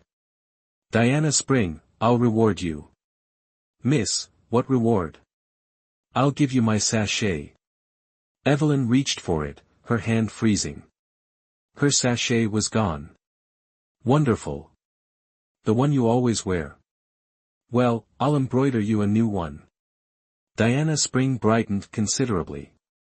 "All right, I'll play. The worse I sound, the more they'll think your skills are lacking. Maybe you'll even be sent back home. My confidante, Diana Spring." Evelyn praised. Midday, a jarring, discordant zither sound emanated from Eternal Blessing Palace. Not far from Diana Spring, Evelyn and Clara Moon sat, laughing as they embroidered sachets. Making sachets wasn't as complex as embroidering flowers, it simply required stitching a pattern, inserting petals, and skillfully sewing it closed. Evelyn didn't mention the loss of her sachet, fearing unnecessary trouble. She knew it must have fallen near the lake, retrieving it was impossible. Lost it was, then. "Miss, might I rest a moment? My fingers ache terribly." Diana Spring said, "Watching you play seems so effortless, but for me, it's pure torture." Clara Moon chuckled, "You refused when Miss offered to teach you, so who's to blame now?" "Clara Moon, aren't you being opportunistic?" Diana Spring paused. Since you're so skilled, why don't you play for a while? No, I'm busy making sachets. Emma Price wants more, I'm short on petals and need to gather some soon. Clara Moon replied. Alright, I won't force you. Rest if you need to. Relieved, Diana Spring jumped up. Oh, I'm exhausted. Stretching, she suggested, Miss, instead of just making sachets, why not take a stroll outside? Indeed, Mississippi. The neighboring flower garden is in full bloom, it's quite lovely. You're always busy studying and haven't had a chance to admire it. Evelyn considered this, then nodded. Very well. My eyes are strained anyway. Let's go enjoy the fresh air. The three entered the royal flower garden. Butterflies danced among fragrant blossoms in a picturesque scene. Evelyn inhaled deeply, feeling refreshed. Diana Spring noticed movement on the lawn. Miss, look. What's that? A white lump, it's moving. Evelyn followed her gaze. A rabbit. Could it be the one she rescued last night? Memories flooded back. Miss, it's a rabbit. Clara Moon scooped it up. Evelyn took the rabbit, recognizing it instantly. The ribbon was gone, the wound scabbed over, it seemed to be recovering well. Diana Spring stroked its white fur. Miss, whose rabbit is this? Last night's darkness had obscured details, but now Evelyn saw it was no ordinary rabbit. Its white fur was naturally sleek, its eyes large and crimson. Its claws were recently trimmed. Its nose twitched, sniffing at her. Even the rabbit can smell the fragrance on you, Miss, Diana Spring whispered. Evelyn smiled, carrying the rabbit back towards Eternal Blessing Palace. Let's return quickly and feed it, it seems hungry. Miss, what if this rabbit belongs to one of the palace consorts? Could we get into trouble? Clara Moon worried. It doesn't matter. A rabbit is a living being. Let's feed it first and worry about that later, Evelyn said. Clara Moon, don't fret. We're rescuing it, not eating it. If someone comes looking, we'll simply return it to its owner, Diana Spring reasoned. Yes, Diana Spring is right. It was injured, so we should care for it. Evelyn continued walking. Miss, how did you know it was injured? Diana Spring asked. Well. Evelyn hesitated, then pointed. Its wound was hidden by its fur. I just noticed it. Diana Spring simply responded with an "oh," and fell silent. Clara Moon spoke to the rabbit, Rabbit, oh rabbit, you're in luck today, meeting our young mistress. She will protect you well, so be good and don't run around. Diana Spring and Evelyn were amused by her words. Since no one came to Eternal Blessing Palace inquiring about the rabbit, Evelyn carefully raised it for 2 days, diligently tending to its wounds. The rabbit recovered quickly, hopping energetically before her, bringing her much joy. Hashtag Chapter 22, Stones sinking to the seabed at Proud Dragon Palace. Alexander Carter rested at Radiant Flame Pool for 3 days. Not only did he encounter a beautiful woman, but the suspicion in his heart also grew. He was determined to unearth this mysterious woman, even if it meant digging 3 feet deep. As soon as he returned to Proud Dragon Palace, his younger sister, Isabella Carter, had almost lost all patience. Seeing her brother enter, she greeted him. Brittany Winston said you went to Radiant Flame Pool. Brother, has your old illness returned? Yes, it came on suddenly this time, but I'm fine now, Alexander Carter replied. Is there something you need? Of course, have you forgotten? Isabella Carter pointed to a woman behind her.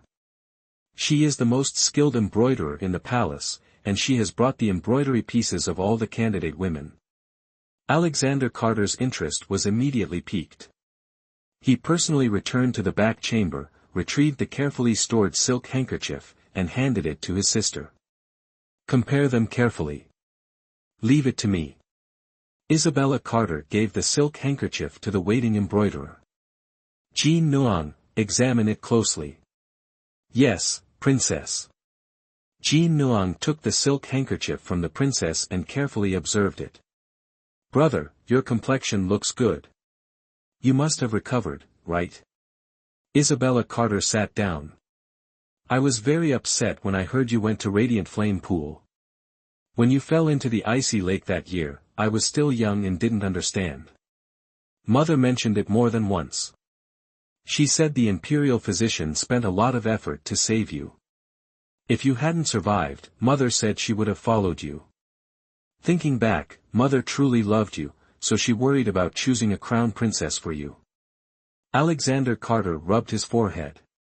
Isabella, in all these years, have you ever seen me moved by any woman? Indeed not, but that doesn't mean you don't have genuine feelings, Isabella Carter said. Do you think there are genuine feelings in this palace? That's because you haven't met someone worthy of your affections, Isabella Carter said. Mother always said that daughters will eventually marry. If I marry in the future, I must find someone who truly loves me. Otherwise, I'd rather die than marry. Then, does father have genuine feelings for mother? Alexander Carter asked. Isabella Carter didn't hesitate to answer, of course, father dotes on mother. Alexander Carter sighed and shook his head. Isabella, you are indeed still young and don't understand the feelings between men and women. If father truly loved mother, why would he have so many concubines? Why do we have so many half-siblings? Isabella Carter was momentarily speechless. After a while, she said, then, brother, you also have many women. Do you not have any feelings for them? How can there be feelings without genuine affection? They flatter and fawn over me simply because I am the crown prince, the second most powerful man in this palace. If I were an ordinary person, I fear they wouldn't even look at me. How could that be? Wherever you go, brother, you are a handsome young gentleman. Isabella Carter acted coquettishly. Oh, all right, brother, be careful not to wrinkle your face. It's a pity second brother isn't here. Otherwise, I would definitely ask him to advise you.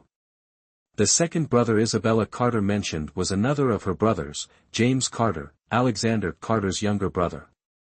Him. Who knows where he's enjoying himself right now? Alexander Carter took out a sachet from his person, about to say something. Isabella Carter, with her sharp eyes, snatched it. What an exquisite sachet. Are you giving it to me, brother? This is also something I picked up. It has the exact same scent as the silk handkerchief. Isabella Carter examined it carefully and sniffed it. It's true. The embroidery on this is exquisite, definitely the same style as the silk handkerchief. She handed the sachet to Jean Nuang. Jean Nuang, appraise it carefully. Don't make any mistakes. Yes, princess. Jean Nuang took the sachet from the princess, examined it carefully, and then buried her head in the pile of embroidery pieces from the candidate women. Brother, are you curious about the owner of the silk handkerchief? Isabella Carter asked. She is an opponent I cannot underestimate, Alexander Carter said. No one can defeat me. Sigh, Isabella Carter sighed. Alexander Carter looked at her face. What's wrong? Why the sigh? Brother, we are in the same boat. How so? Isabella Carter explained, you are looking for a woman, and I am looking for my Winter White. Winter White was the sixth princess's most beloved rabbit, but it had been missing for 2 or 3 days. Winter White is missing. Have you searched all the palaces? Alexander Carter understood the importance of this rabbit to her. Living in the deep palace, it was inevitable to feel lonely. Animals were the best companions, they wouldn't betray or cause trouble. We've been searching for 2 days, but there's still no news of Winter White. I don't know where it ran off to play, Isabella Carter said.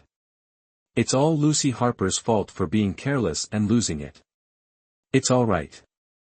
All the palaces know that Winter White is your treasure. If they see it, they will definitely bring it to you to curry favor, Alexander Carter said to his sister. If we really can't find it, I'll give you another one. I don't want another one. I only want my winter white. It keeps me company when I'm bored. After being busy for nearly an hour, Jean Nuang finally finished comparing all the embroidery pieces. She bowed to the two and said, Your Highness, Princess, I have examined all the embroidery pieces of the candidate women. I haven't found any with the same embroidery technique as the silk handkerchief, but this sachet and the silk handkerchief were indeed made by the same woman. There isn't one. The sixth princess seemed a little disappointed. Alexander Carter asked his sister, Are all the silk handkerchiefs of the candidate women here? Oh, no. Alexander Carter was very surprised. Is there any candidate woman who dared to disobey the order? Margaret Chen personally delivered the embroidery pieces and said that 3 candidate women were punished and disqualified from embroidering the silk handkerchiefs because they offended Consort Ru. Alexander Carter smiled. Offending Consort Ru is unlikely to bear sweet fruit. Margaret Chen didn't elaborate, and I didn't want to ask too much. If you want to see the embroidery pieces of those 3 candidate women, I will immediately give the order. Forget it, there are no such coincidences in the world. Alexander Carter suddenly remembered her words, I am Consort Ru's palace maid. So, he asked, has Consort Ru Chase had any new palace maids arrive? I'm not sure. Isabella Carter pondered for a moment and said, Probably not. You know the rules of the palace, brother. New palace maids are only selected every 3 years. However, it's possible that someone was transferred from another palace. She suddenly realized, could you mean, brother, that this person is a palace maid from somewhere? I'm just guessing. Alexander Carter lowered his head and thought for a while, then called out, Is anyone there? Brittany Winston, who was waiting outside the hall, entered. Your Highness, what are your orders? Grind the ink. Brittany Winston went to the table to grind the ink.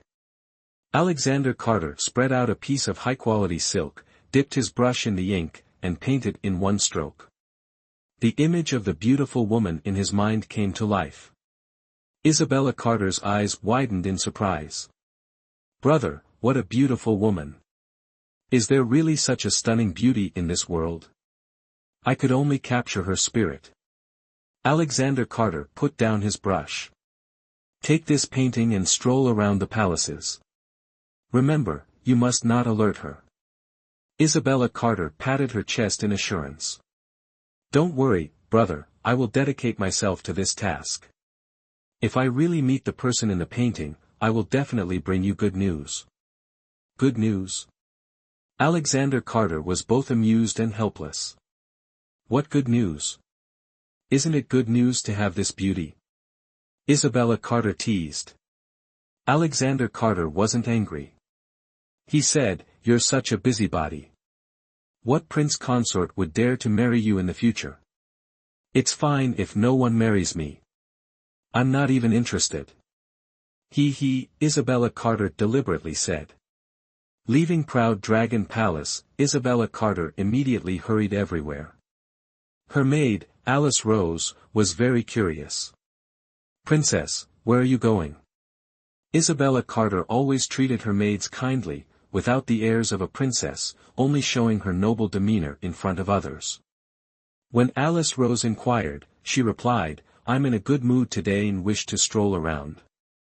Stroll around the palace?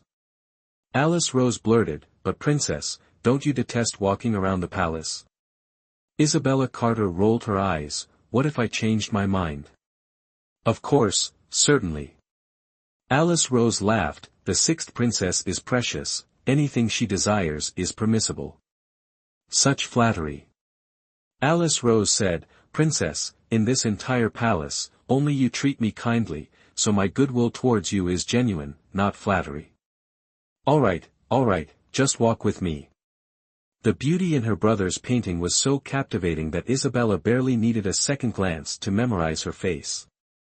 She was certain she'd recognize her anywhere. However, after over an hour with Alice Rose, her back and waist ached with no progress. Just then, another maid, Lucy Harper, approached with a man. "Princess, princess. We have news." They stopped before her, bowing in unison. "Lucy Harper, quickly, have you found Winter White?" Isabella Carter asked urgently. "Yes, he's the chef attending to the candidate ladies. He has something to report." Lucy Harper gestured to the man. "Tell the truth." "A chef?" Isabella Carter's limbs trembled. Had Winter White been cooked and eaten? Imagining Winter White's pitiful, bloodied form, she nearly wept. "Your Highness, I know the rabbit's whereabouts," the chef said, head bowed. "The other day, a maid came to me for carrots. I found it odd and asked why. She said it was to feed a rabbit. Hearing from Miss Lucy Harper about your missing rabbit, I remembered this and came to report." "Quickly, which lady's maid is she?" "I don't know, only that she serves one of the candidate ladies." "A candidate lady's maid?" Isabella Carter rejoiced. Though numerous, she could search their quarters, find the maid, follow the trail, and surely locate Winter White. "Lucy Harper, reward him." "Thank you, Princess," the chef hastily thanked her.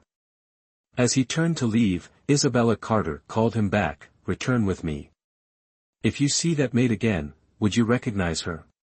"Yes, yes, she has a delicate face. I would certainly recognize her," the chef affirmed confidently. They visited several candidate ladies' quarters without success. Undeterred, Isabella Carter was willing to spend any number of hours to find Winter White. Chapter 23, A Late Encounter with Hate. Eternal Blessing Palace. "Princess, we've arrived at Eternal Blessing Palace," Alice Rose addressed the princess. "I pray Winter White is here." Crystal Carter was filled with hope. Just as she was about to enter, Diana Spring emerged from within, oblivious to them, and walked straight ahead. The cook's eyes suddenly lit up. "Princess, we've found her. It's that young lady." Alice Rose and Lucy Harper were overjoyed, especially Lucy Harper, who had blamed herself for Winter White's disappearance. "That's wonderful, Winter White has finally been found." "You are dismissed." "As you command, Princess." The cook withdrew. Crystal Carter dismissed the cook and then addressed the two maids. "You two, wait outside. Do not enter without my command." She did this only to conceal her true identity from the candidate maidens. The two obeyed and stood outside. Eternal Blessing Palace had two main chambers, one of which seemed unoccupied. Crystal Carter could only enter the other. She pushed the door open. Inside were two young women, both looking towards her.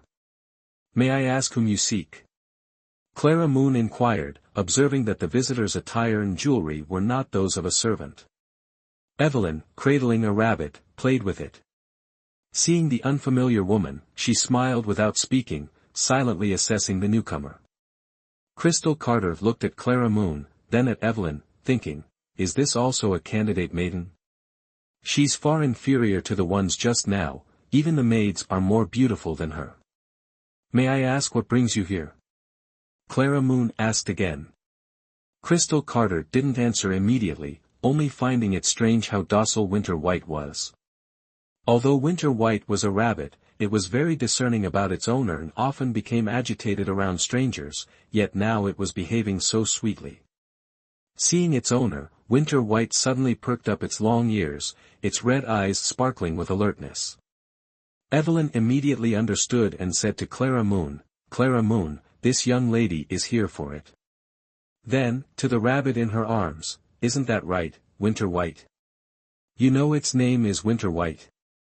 Crystal Carter was surprised. This time, it was Evelyn's turn to be astonished. "I named it Winter White because its fur is as white as snow." She returned the rabbit to Crystal. Now, it's back with its owner. She could discern the princess's purpose without asking and correctly guessed the rabbit's name. This candidate maiden was no ordinary person. Crystal immediately felt a sense of fondness for her. "How did you guess I was looking for Winter White?" As soon as the princess entered, you looked at the rabbit in my arms. Weren't you looking for it? Moreover, the consorts and princesses don't know me, so naturally, you weren't here to visit me. Evelyn calmly explained. Then can you guess my identity? Crystal Carter found this candidate maiden very approachable, unlike the previous ones, who seemed blind. Evelyn replied without hesitation, if I'm not mistaken, you are a princess, are you not? Crystal Carter looked at her with new eyes. Tell me, how did you deduce that? She marveled inwardly, what sharp eyes. It's simple. If you were a consort, your age would make that impossible. Judging by your attire and jewelry, you are certainly not a palace maid. Furthermore, Winter White is no ordinary rabbit, its owner in the palace must hold a high position. Considering all this, you can only be a princess. Crystal Carter was thoroughly convinced by her explanation and said, I am the sixth daughter of the Emperor, Princess Diwen. In the palace, everyone calls me the sixth princess. Candidate maiden Evelyn Morgan greets the sixth princess. May the princess enjoy 10,000 blessings. Evelyn hastily knelt and bowed, Clara Moon following suit. Rise, there's no need for such formalities. Crystal Carter said, I feel an instant connection with you. Come, let's chat. Evelyn didn't stand on ceremony. Yes, princess, please be seated. Oh, I detest these tedious formalities all day long. I just want to have a pleasant conversation with you, Sister Evelyn. May I call you that? Crystal said as she sat down. You are a princess, the proper etiquette is absolutely essential. But here, formalities can be dispensed with. Outside Eternal Blessing Palace, you are the sixth princess, and I am still candidate maiden Evelyn Morgan. Evelyn was very magnanimous. I like your straightforwardness. Crystal Carter seemed delighted. She suddenly sniffed the air, such a lovely fragrance. Did you bathe with flower petals? Ah. Is there a scent? Evelyn tried to appear calm.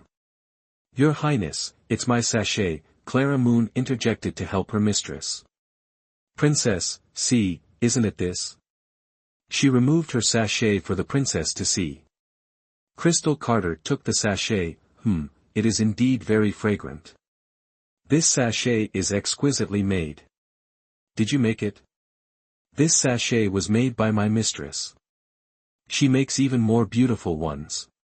Such a small thing is hardly worthy of your attention, princess. I fear it has only elicited your ridicule, Evelyn said. Not at all, I quite like it. May I have one? I will personally make one for you another day, Evelyn replied. Crystal Carter, holding Winter White, said, Thank you, Sister Evelyn, for taking care of it these past few days. Winter White's fur has become even whiter. Not at all, Winter White is very well behaved. I'm very fond of it. Where are you from, sister? Crystal casually inquired. Evelyn replied, the capital. My father is a second-rank official in the court. You are an official's daughter, so naturally, your speech is refined. It's wonderful to meet you here today. I often feel bored. I shall visit Eternal Blessing Palace more often these next few days. Crystal played with Winter White's paws as she spoke. Winter White, you're very clean. Your Highness is welcome to come anytime, Evelyn responded. She genuinely liked this princess, who possessed a noble air yet lacked arrogance. Perhaps this was what they called kindred spirits. However, sister, you are a candidate maiden. Knowing my brother, he wouldn't notice a woman of ordinary appearance. Crystal Carter stated the truth. I never imagined I would one day ascend to become a phoenix, Evelyn replied honestly. Then why are you participating in the selection? Crystal Carter glanced at Evelyn. My brother is proud and unrestrained. Although he has many women, he has never truly loved anyone. In truth, my brother is born majestic and handsome, the most beautiful man in the world. Is that so? Evelyn thought of the man who had stolen her first kiss that night. Could it be him? To resolve the question in her heart, Evelyn probed, Margaret Chin taught us many palace rules. She even said there's a pond we mustn't approach. Are you referring to Blazing Flame Pond? That is my brother's private place. Even I have never been there, Crystal Carter said. Sister Evelyn, do you wish to meet the Crown Prince? Hearing this, Evelyn understood most of it. Thinking back, that man was indeed the Crown Prince. Do you want to meet my brother? Crystal asked again. Candidate maidens cannot meet the Crown Prince without permission, Evelyn said. She wouldn't reveal her accidental encounter with the Crown Prince. Even if the Crown Prince saw her now, he wouldn't recognize her. Crystal Carter continued, I believe any woman who sees my brother would be captivated. He is the future king of the Golden Willow Kingdom and will be the most powerful king. Her eyes were filled with reverence for her brother. His Highness the Crown Prince is your brother, Princess. Naturally, he is the best in your eyes, Evelyn disagreed. In her eyes, her own brothers were also dragons among men. That's not it, Crystal said with certainty, he is the true Dragon Emperor, born with 7 stars beneath his feet. There's a saying, a melon seller praises his own melons. I'm not boasting, my brother truly is an exceptional man. Evelyn smiled and said, all right, he's the best. Are you satisfied? His smile flashed in her mind, a smile as deep as the abyss. Princess, it's getting late. We should return to Willow Embroidery Palace, Lucy Harper urged from the doorway. Crystal Carter had to get up, Sister Evelyn, I feel as if we've known each other for a lifetime. I'll come chat with you again another day. I must go now. Evelyn bids farewell to the 6th princess. Evelyn rose and bowed. No need for formalities, sister. Don't do that next time, Crystal told her. Evelyn simply smiled without replying. In the refined elegance hall, days of continuous practice had yielded varying degrees of improvement in the musical skills of the candidate ladies, much to Helen Chase's satisfaction. After examining a few candidates who demonstrated exceptional talent, and listening to Sophia Evans's flute performance, Helen Chase praised, indeed, your flute playing is quite delightful, ethereal and melodious, like a journey to a celestial realm. Sophia Evans smiled, replying, thank you for your kind words. To catch the Crown Prince's attention, I will certainly continue to practice diligently. Hoping to catch the Crown Prince's eye with just a flute. How ludicrous, Helen Wright muttered, though her words were audible to the surrounding candidates. Still better than stirring up trouble, Sophia Evans retorted. My lady, please listen to my pipa performance. Perhaps the Crown Prince will find it to his liking, Victoria Evans added, not to be outdone. Helen Chase seized the opportunity, saying, your desire to win the Crown Prince's favor is commendable. However, he is the Crown Prince, and his heart is not easily swayed. Therefore, you must not only diligently practice your music but also cultivate other skills, dancing, singing, chess, all are essential. What? So much to learn. Some began to waver. Did you expect anything less? Helen Chase countered. One candidate protested, once I become the Crown Princess, a single command will grant me anything I desire. Without further ado, Helen Chase declared, Victoria Stern, dismissed. Silence descended upon the hall, no one dared to speak. Evelyn rose, saying, my lady, I am truly inept. Despite days of practice, I have made no progress with the zither. I beg your forgiveness. Helen Chase, ignoring Evelyn's plea, addressed her directly, remain after class for further instruction. Yes, my lady. Why not dismissal? Evelyn wondered. Hours later, after all the other candidates had departed, Helen Chase addressed Evelyn, Miss Morgan, is there something troubling you? No, my lady. Every other candidate strives for improvement, yet you seem to resist. Is it because you lack confidence in your appearance? Evelyn remained silent, unsure how to respond. While your appearance may be ordinary, I perceive a gracious demeanor, a touch of wit, clear eyes, and a pure heart. Am I not correct?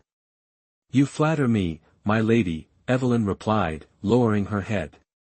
Very well. I won't press the matter further, nor will I dismiss you. You must decide your own course. Evelyn watched Helen chase depart, sighing inwardly. Hashtag Chapter 24, Unexpected Grace. Inside Sanders' residence hall, Isabella Carter was reading when His Royal Highness, the Crown Prince, arrived. Brother, what brings you to your little sister's humble abode today? Isabella Carter, though aware of his purpose, teased. Cut the pleasantries, what's the progress on the investigation? Alexander Carter got straight to the point. I've been running around for days, and yet there's no trace. Isabella Carter stepped before her brother. The woman in the portrait is breathtakingly beautiful. If she truly exists, her reputation would precede her. Yet, there's nothing. Brother, could she be from outside the palace? Are you suggesting she's a spirit? Alexander Carter glanced at her. Of course not. Isabella Carter replied, there are skilled individuals outside the palace walls. If she's one of them, your search is like finding a needle in a haystack. Alexander Carter paced back and forth, impossible. My intuition tells me she's close. Isabella Carter suddenly smacked her forehead. Oh, I'm such a fool. Instead of searching every nook and cranny, why not ask Margaret Chen? One question will solve it. If she's not among the candidates, I'll inquire with the heads of other palaces. We'll have an answer within days. All right. But I feel uneasy having you, the sixth princess, handle this. Has the sun risen in the west? Isabella Carter chuckled. Don't worry, brother. Your matters are my matters. Besides, it's rare for you to take such an interest in a woman.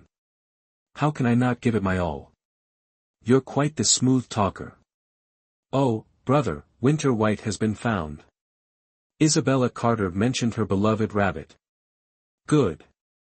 It's rare for you to show such concern for it. It must be inseparable from such a good owner. I found it at Eternal Blessing Palace. Sister Evelyn treated it very well. Sister Evelyn? Alexander Carter inquired, the candidate. Does she know your identity? Indeed, she's a candidate. We hit it off immediately, and she knows I'm the sixth princess. You've spent your days within the palace walls, unaware of the world's treachery. Be cautious. Don't get too close to those candidates. Alexander Carter warned. I know you're implying that appearances can be deceiving. But she treated Winter White with such kindness. I'm a good judge of character. If you met her, even briefly, you'd surely like her too. It's presumptuous to speak of fondness after a brief acquaintance. Caution is key. You're a princess, and no one within the palace would dare offend you. But outsiders are different. Do you know their true intentions? Alexander Carter continued, she's a candidate, aware of your status. Perhaps she's merely trying to flatter you. Isabella Carter grew slightly irritated. It's getting late. Your Highness should attend to your duties. I shall see you out. Sensing her annoyance, Alexander Carter sought a graceful exit. Very well. I have matters to attend to. I'll visit another day. Farewell, Your Highness. Isabella turned her back to her brother, sticking out her tongue playfully. Alexander Carter saw this in the reflection and shook his head inwardly. His little sister, though lacking in composure, had charm to spare. Despite disagreeing with her brother, Isabella Carter was true to her word and immediately summoned Margaret Chen. Your humble servant greets the sixth princess. What are your commands? Margaret Chen bowed. Margaret Chen, I had a dream the other night. A woman told me she was a candidate, intelligent and exceptionally beautiful, destined to become the crown princess, the future mother of the nation. I was intrigued and had a portrait painted. See if this woman is truly among the candidates. Yes, Your Highness. Margaret Chen stepped forward, examining the portrait held by Alice Rose and Lucy Harper. "Well?" Isabella Carter inquired. Margaret Chen replied, "There's no one among the candidates who resembles the woman in the portrait. Such beauty, if I had encountered it, I would surely remember." "Truly no one?" "No one." Margaret Chen confirmed, "Perhaps your highness dreamt of a celestial being." Isabella Carter laughed, "I thought so too, You may leave." "Yes, your highness." Margaret Chen turned to go. "Wait." Isabella Carter called her back. "What further commands do you have, your highness?" Isabella Carter asked, "What are your impressions of the candidate, Evelyn Morgan?" Margaret Chen paused, then said, "I have some." "What's her character like?" "Though her appearance is ordinary, her words are extraordinary. She seems indifferent to fame and fortune, with no desire to compete for favor. Does she have a chance of becoming the crown princess?" Isabella Carter thought to herself, if Sister Evelyn became the crown princess, she would be truly happy. "This, your humble servant dare not say." "All right, you may leave." At Eternal Blessing Palace, Evelyn was embroidering a sachet for the sixth princess when Clara Moon burst in. "It's an emergency, miss. There's someone lying outside." Evelyn stood up. "Where? Why didn't you help her?" "Take me there quickly." Clara Moon explained as they hurried out, "Sister went to fetch embroidery thread for you and hasn't returned. I wasn't strong enough to carry her alone." Indeed, not far from Eternal Blessing Palace, a woman lay on the ground, her attire suggesting she was a palace maid. Evelyn approached, and upon seeing the large and small welts on her face and hands, she exclaimed, "This is bad. Clara Moon, fetch my special antidote pills. She's been stung by bees. We must act quickly." "Miss, you have several types of antidote pills." "Which one?" "The green ones." Evelyn instructed, "Hurry." Clara Moon acknowledged and rushed inside, just as Diana Spring returned. "Diana Spring, you've arrived at the perfect time. Let's carry her inside together. Be gentle." "Yes, Mississippi." Diana Spring quickly assisted, and together they lifted the woman onto Evelyn's bed. Evelyn swiftly removed the woman's outer garments for comfort, then carefully examined the wounds. "Fortunately, the venom hasn't spread too far. We should be in time." "Diana Spring, fetch 2 bowls of water and some gauze." "Yes, Mississippi." Clara Moon returned with the water and antidote pills without delay. "Miss, what happened to her? Was she poisoned?" Diana Spring asked. Before Evelyn could explain, Clara Moon arrived with the water and antidote pills. Evelyn quickly and carefully fed the woman half a pill, then crushed the remaining half in her hand, mixed it with water in the other bowl, soaked the gauze, and applied it to the woman's wounds, repeating the process several times. After a while, seeing the woman's complexion improve, she sighed in relief. "Good, the antidote is working." "Miss, what happened to her? Was she poisoned?" Diana Spring asked again. "If the medical texts are correct, she was stung by a gold-red wasp. It's a golden bee with a crimson tail, highly venomous. Its sting causes immediate fainting and unconsciousness, with swelling and redness at the sting site. Without prompt treatment, the wounds necrotize, leading to certain death." "Strange, this is the heart of the palace. How could a gold-red wasp be here?" Evelyn pondered. "Miss, could it be Miss Evans? She even keeps cockroaches as pets." Diana Spring speculated. "Unlikely. These bees are venomous. Why would anyone keep them? It's too risky." Evelyn dismissed the possibility. "This woman is truly fortunate to have encountered you, Mississippi." Clara Moon remarked, "Not only did you save the princess's rabbit, but now you've saved her. I wonder which palace she belongs to. She must be a palace maid. Regardless, we must care for her. Once she awakens, it's best she takes another dose of the antidote. But miss, there's only one green pill left. Clara Moon pointed out. I know. I'll prepare 2 more. Clara Moon, tend to her carefully. She'll likely be thirsty when she wakes. Give her some water. Yes, Mississippi. Clara Moon replied. Miss, let me assist you in preparing the antidote. Diana Spring offered. All right, this palace must have what I need. Let's split up and search. Evelyn, a diligent mistress, had a maid, Diana Spring, who was equally as industrious.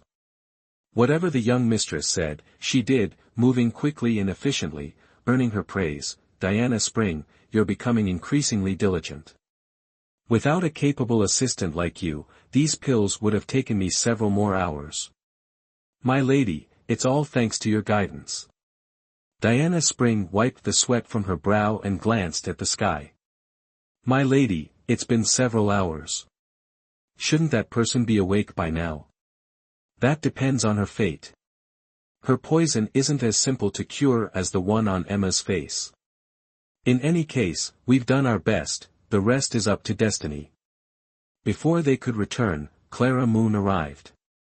My lady, the young woman is awake. She drank some water and then vomited a lot of foul matter. It's all right, that's a good sign. Evelyn said, my pills are ready. We should give them to her. This time, Evelyn fed her the entire pill. The woman fell into a deep sleep for another hour, only waking when it was completely dark. You're awake. You're still very weak, so try not to speak too much and rest well. Evelyn adjusted her collar. This is Eternal Blessing Palace. You were stung by a venomous bee, but you're all right now. Thank you. Anna Lane looked at Evelyn and tried to sit up. I must return to serve my mistress. Evelyn held her down. Don't move. Your wounds haven't fully healed. Aren't you afraid of frightening your mistress? Anna Lane lay still. Evelyn smiled at her. Don't worry, I'll have Diana Spring send word. Which palace do you serve? Fungi Palace.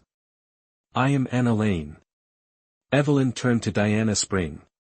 Diana Spring, she is Lady Anna Lane of Fungi Palace. You may go now.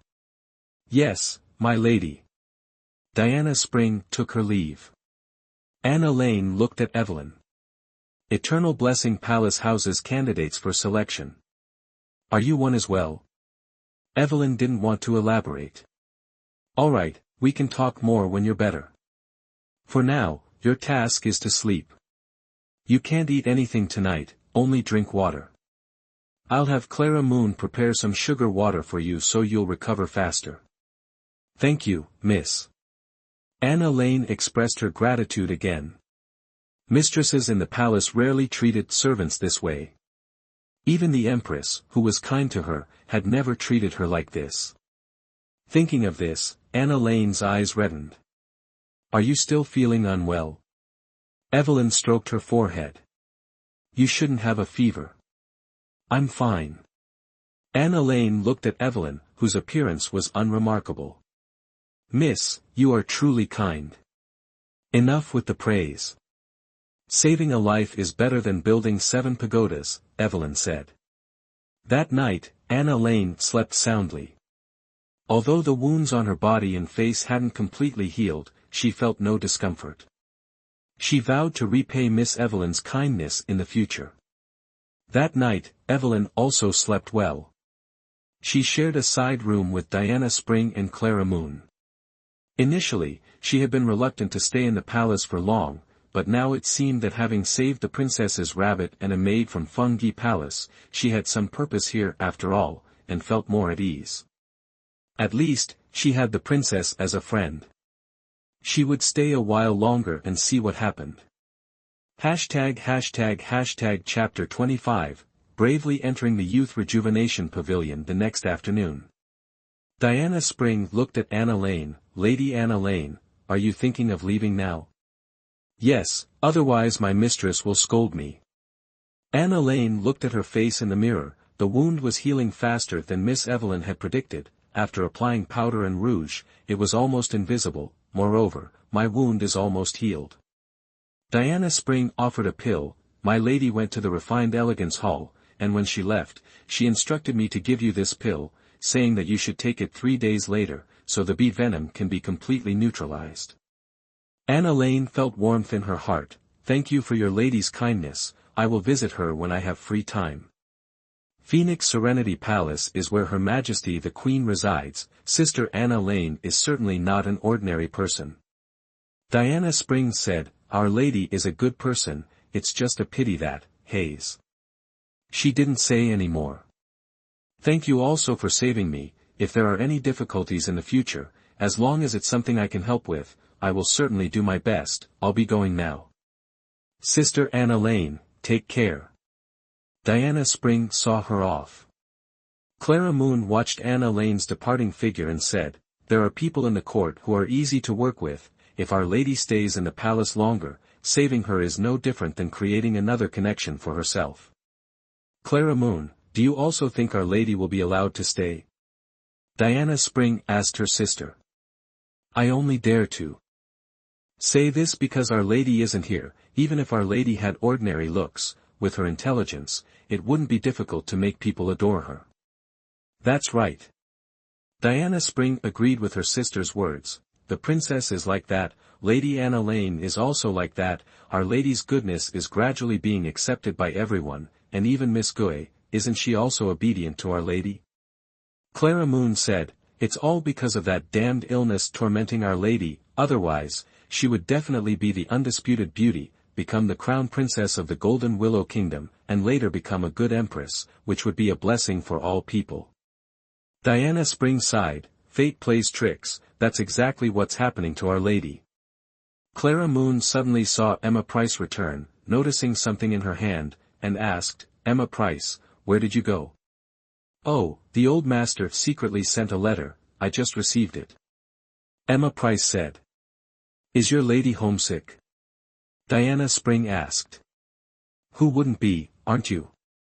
Emma Price retorted. That's true, we've all been in the palace for many days, and we don't know if everyone in the manor is well. I heard that tomorrow, the selected women can meet their relatives. Emma Price shared the good news.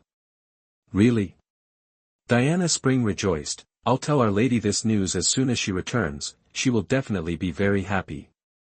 I wonder whose family members will come. Clara Moon said, It could be Madam, or it could be second young master or third young master. Before it got dark, Evelyn and Emma Price returned together, chatting and laughing merrily. Emma Price, seeing her lady arrive, immediately handed her the letter. Evelyn was talking with Diana Spring and Clara Moon when she suddenly heard Emma Price crying. Evelyn went to her main room and saw Emma Price wiping her tears, an opened letter lying on the table. What's wrong? Is something troubling you? Evelyn gently inquired. Mother's illness has worsened. Emma Price's heart ached with each passing thought, Sister, what should I do? I'm so afraid.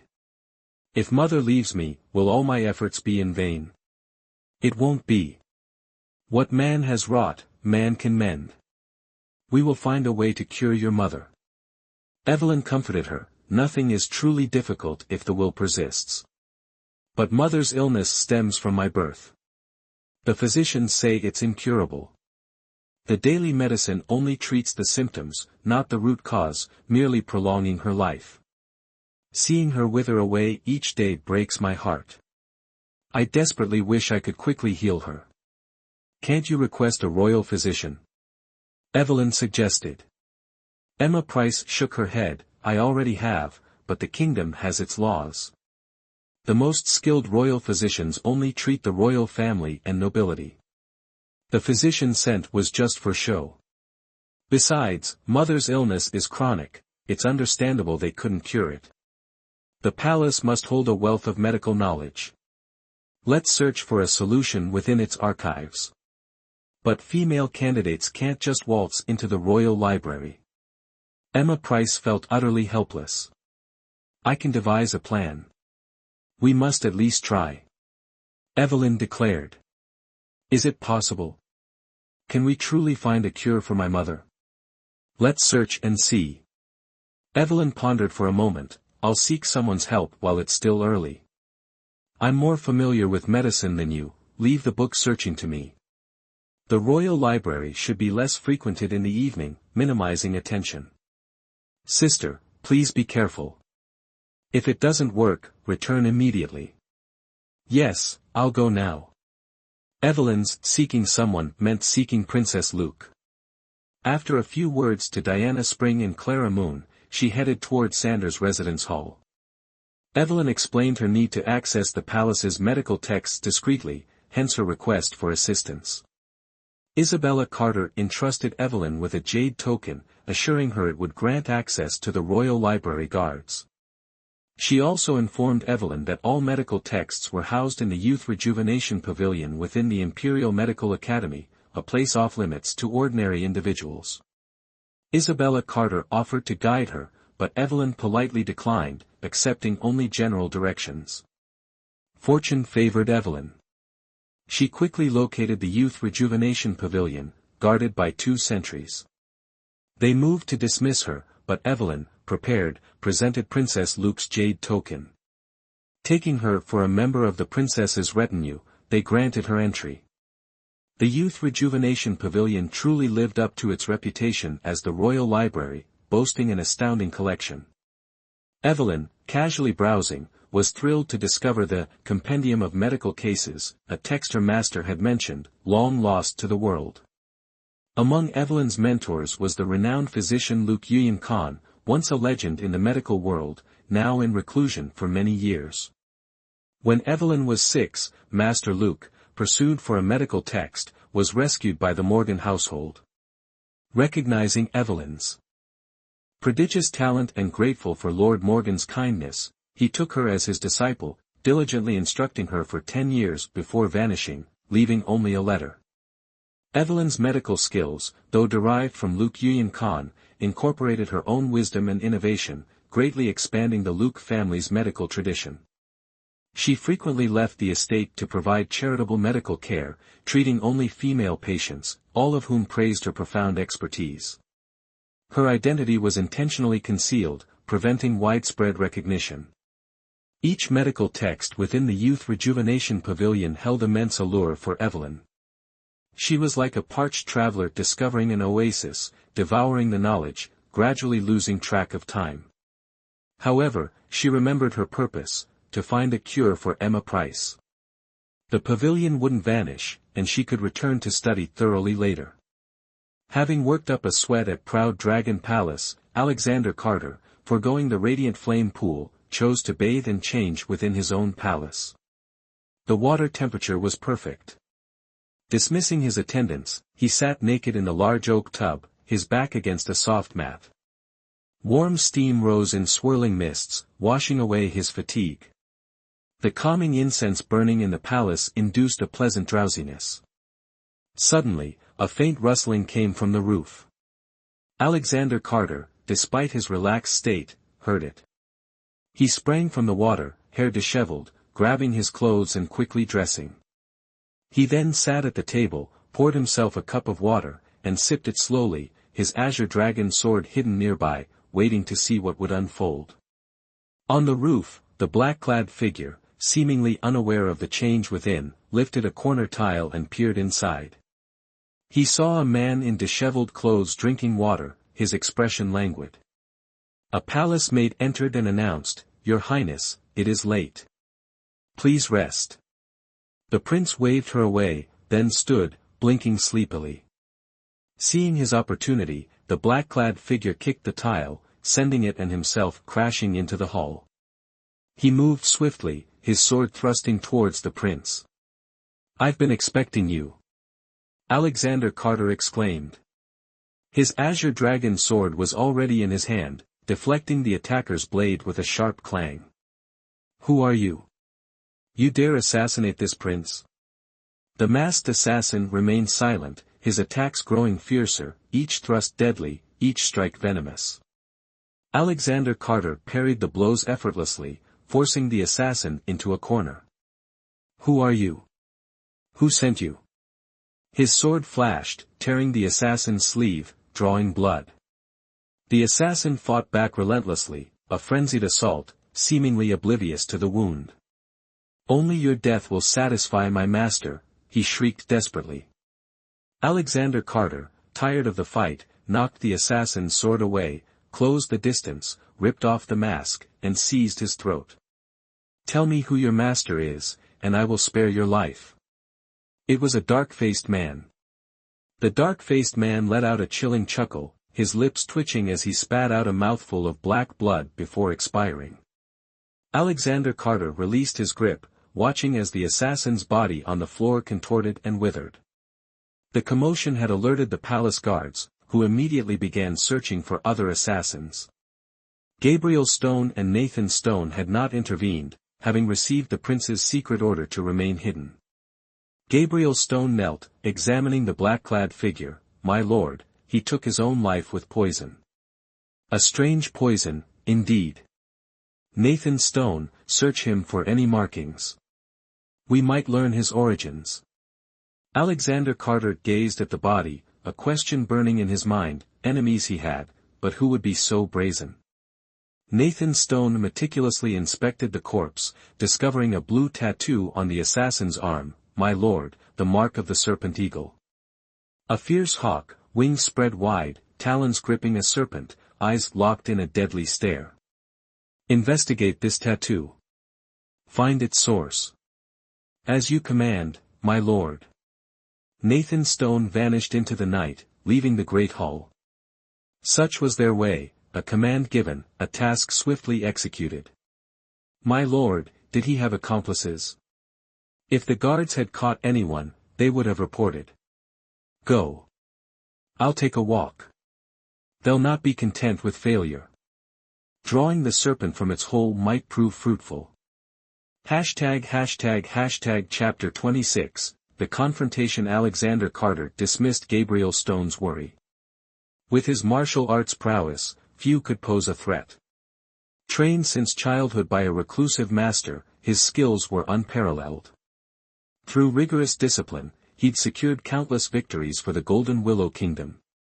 Fame held little allure, his destiny as its future king, a responsibility he couldn't evade. Within the palace, save for patrolling guards, all was still. The hour was late, a time for slumber. Approaching the Youth Rejuvenation Pavilion, Alexander Carter sensed something amiss. Usually locked and barred, the doors stood ajar, a faint light flickering within. He slowed his pace, silently entering. Evelyn Morgan, engrossed in a medical text detailing rare ailments and their cures, felt a sudden breeze. Startled, her first instinct was to extinguish the candle. "Who's there? Why are you reading here at this late hour?" Alexander Carter strained to see through the darkness. "The Crown Prince." Recognizing his voice, Evelyn panicked. Grabbing a white cloth meant for covering books, she veiled her face. Sensing danger, Alexander Carter raised his azure dragon sword. "Assassin. Surrender." Assassin? Unarmed, how could she be mistaken for one? Recalling their previous encounter, Evelyn lowered her voice, feigning a gruff tone. "Your Highness, you misunderstand. I'm merely fetching a book, on orders." A woman, her voice deliberately disguised. Alexander Carter held his sword firm. "On whose orders? Speak truthfully. This azure dragon sword is not a mere trinket." "That." Evelyn hesitated, one lie compounding another. "Your Highness has weighty matters to attend to. My humble task is not worthy of your attention. The hour is late. I must return to my duties." "Please, return to your chambers. Do you not fear this prince's azure dragon sword?" Alexander Carter marveled at her composure. Anyone else would be trembling in terror. "My lowly life is insignificant, but your Highness, a person of noble standing, surely wouldn't trouble a mere servant girl. Ill rumors of the Crown Prince harming innocents wouldn't bode well." Alexander Carter laughed again. "Taking a life is trivial to me, You're quite informed for a servant girl. However, I won't spare you. Quick as a flash, Alexander Carter's azure dragon sword gleamed, aimed directly at Evelyn's chest. Sensing the deadly intent, Evelyn threw herself back, simultaneously grabbing the medical text and flinging it at the prince with all her might. You've trained, I see. Some skill you possess. Alexander Carter's fighting spirit ignited, but he didn't rush to subdue her. Let's see how much you're truly capable of. Evelyn dared not risk a direct confrontation, seeing no advantage in it. She evaded his sword strikes, making for the door. Humph, trying to escape. Not so easy. Alexander Carter lunged, his sword piercing Evelyn's sleeve, the tip grazing her right arm. A sharp pain shot through Evelyn as blood welled from her arm.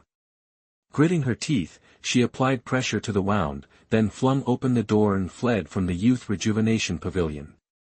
Gabriel Stone, stop her. Alexander Carter shouted, spotting Gabriel Stone outside. Assassin, you won't escape. Gabriel Stone roared, giving chase. Despite the throbbing pain, Evelyn dared not stop. Thankfully, the veil remained in place, concealing her identity. Mustering a burst of strength, she employed the snowdrift without a trace Lightfoot technique.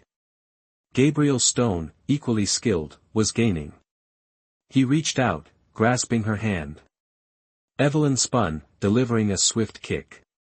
Instinctively, Gabriel Stone recoiled.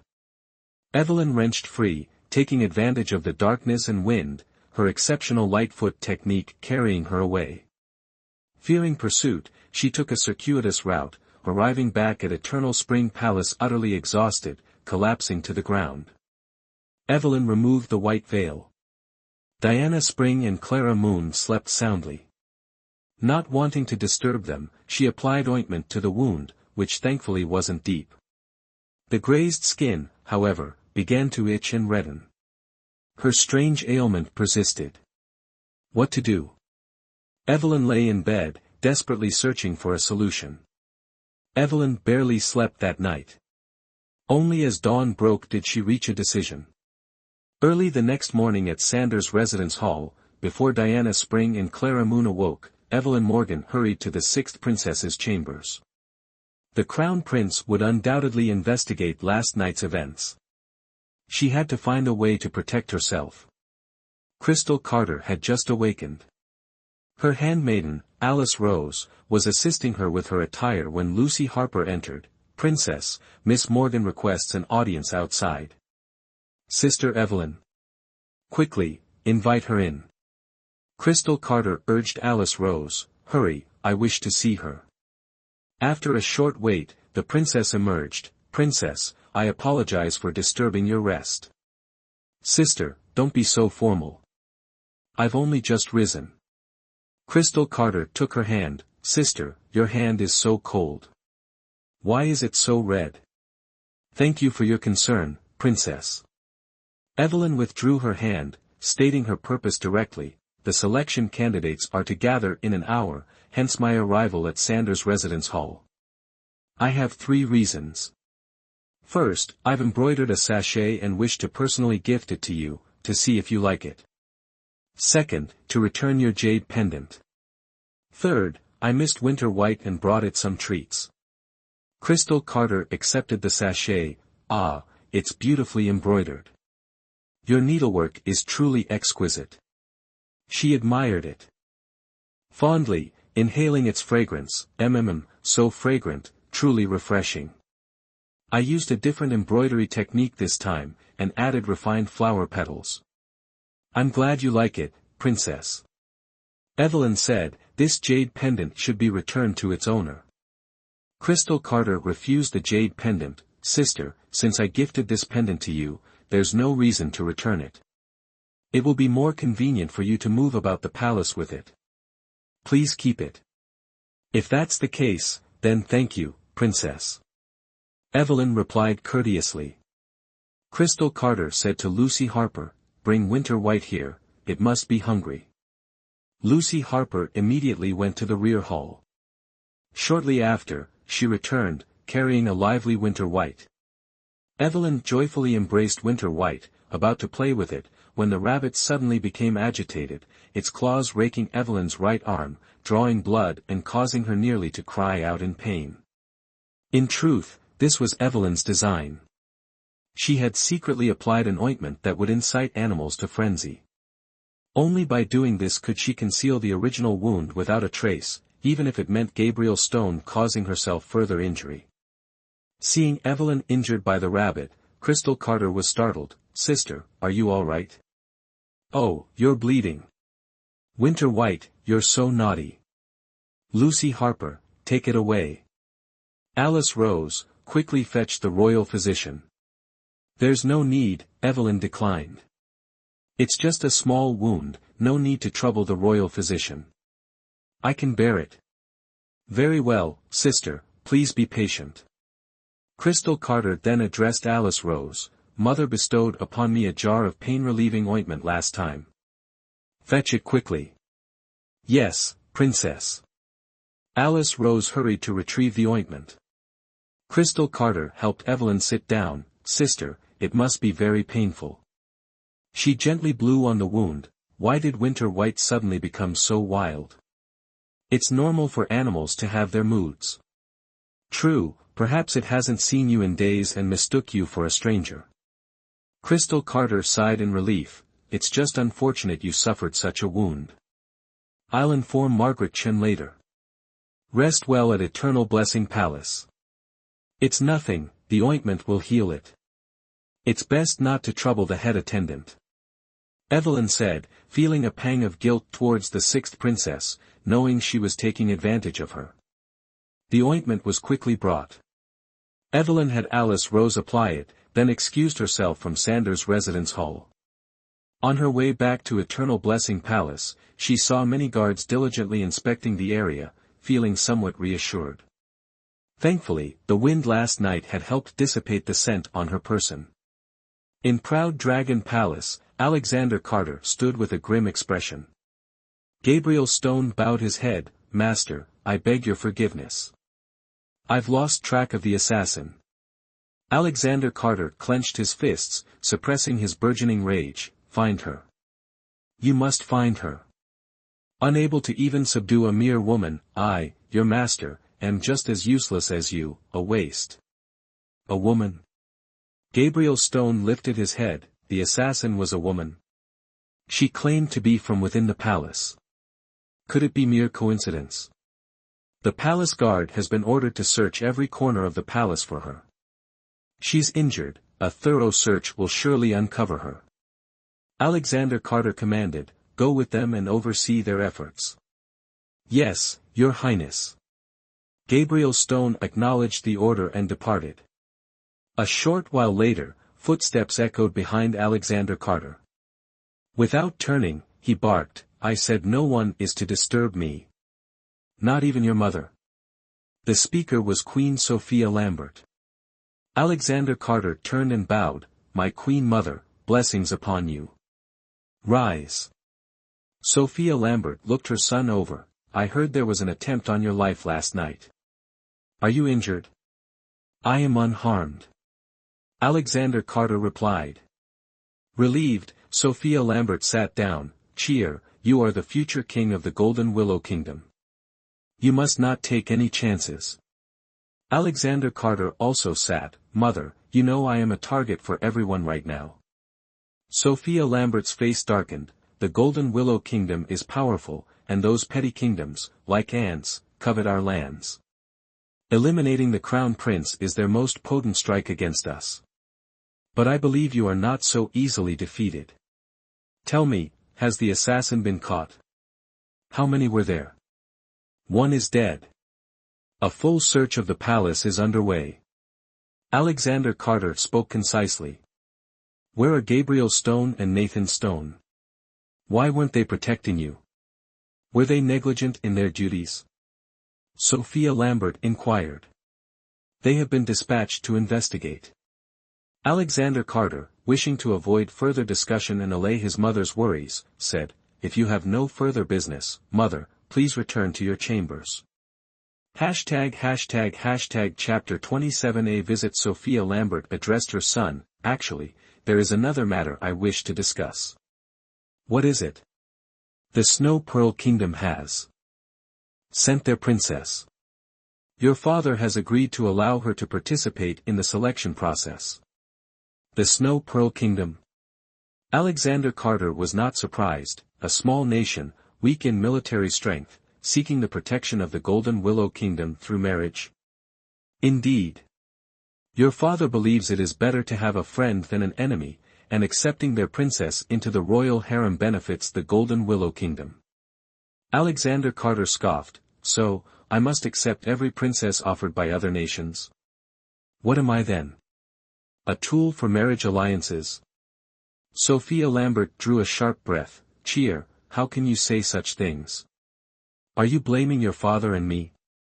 Since childhood, I have known I must share my father with numerous half-siblings, endure their envy, endure a cold familial affection, and constantly be wary of plots. Why? Simply because I was born into the imperial family. No matter how much glory and wealth there is, I can never escape my predetermined fate.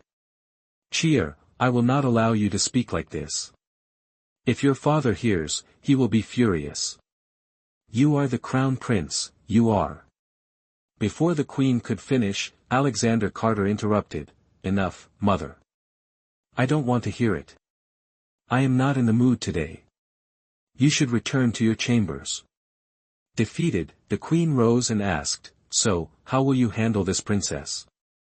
Are you afraid I will kill her? Alexander Carter glanced at the azure dragon sword hanging on the wall. Rest assured, my sword only slays those who deserve it. He thought again of the escaped assassin. Where could that woman be hiding? In refined elegance hall, even female candidates couldn't escape the guard's scrutiny. Everyone stood in the main hall, right arms bared, as Margaret Chen inspected them. Every candidate's right arm was smooth and unblemished, except for Evelyn Morgan's. Margaret Chen, after examining her, asked suspiciously, Evelyn Morgan, when did you get this wound? Evelyn appeared calm. My lady, I was scratched by the princess's pet rabbit today at Sanders' residence hall. If you don't believe me, the guards can inquire there. Seeing her certainty, Margaret Chen dismissed her suspicion. If so, I'll inform the guards outside. Once it's confirmed, your suspicion will be cleared. Thank you for your trust, my lady. Margaret Chen replied, no need for thanks. You are all candidates. If something were to happen, I'd be responsible. I thought you, a delicate woman, skilled in needlework and calligraphy, could be an assassin. Humph. How could that be? Moreover, you're the daughter of the Morgan house, a fact that's worth more than gold.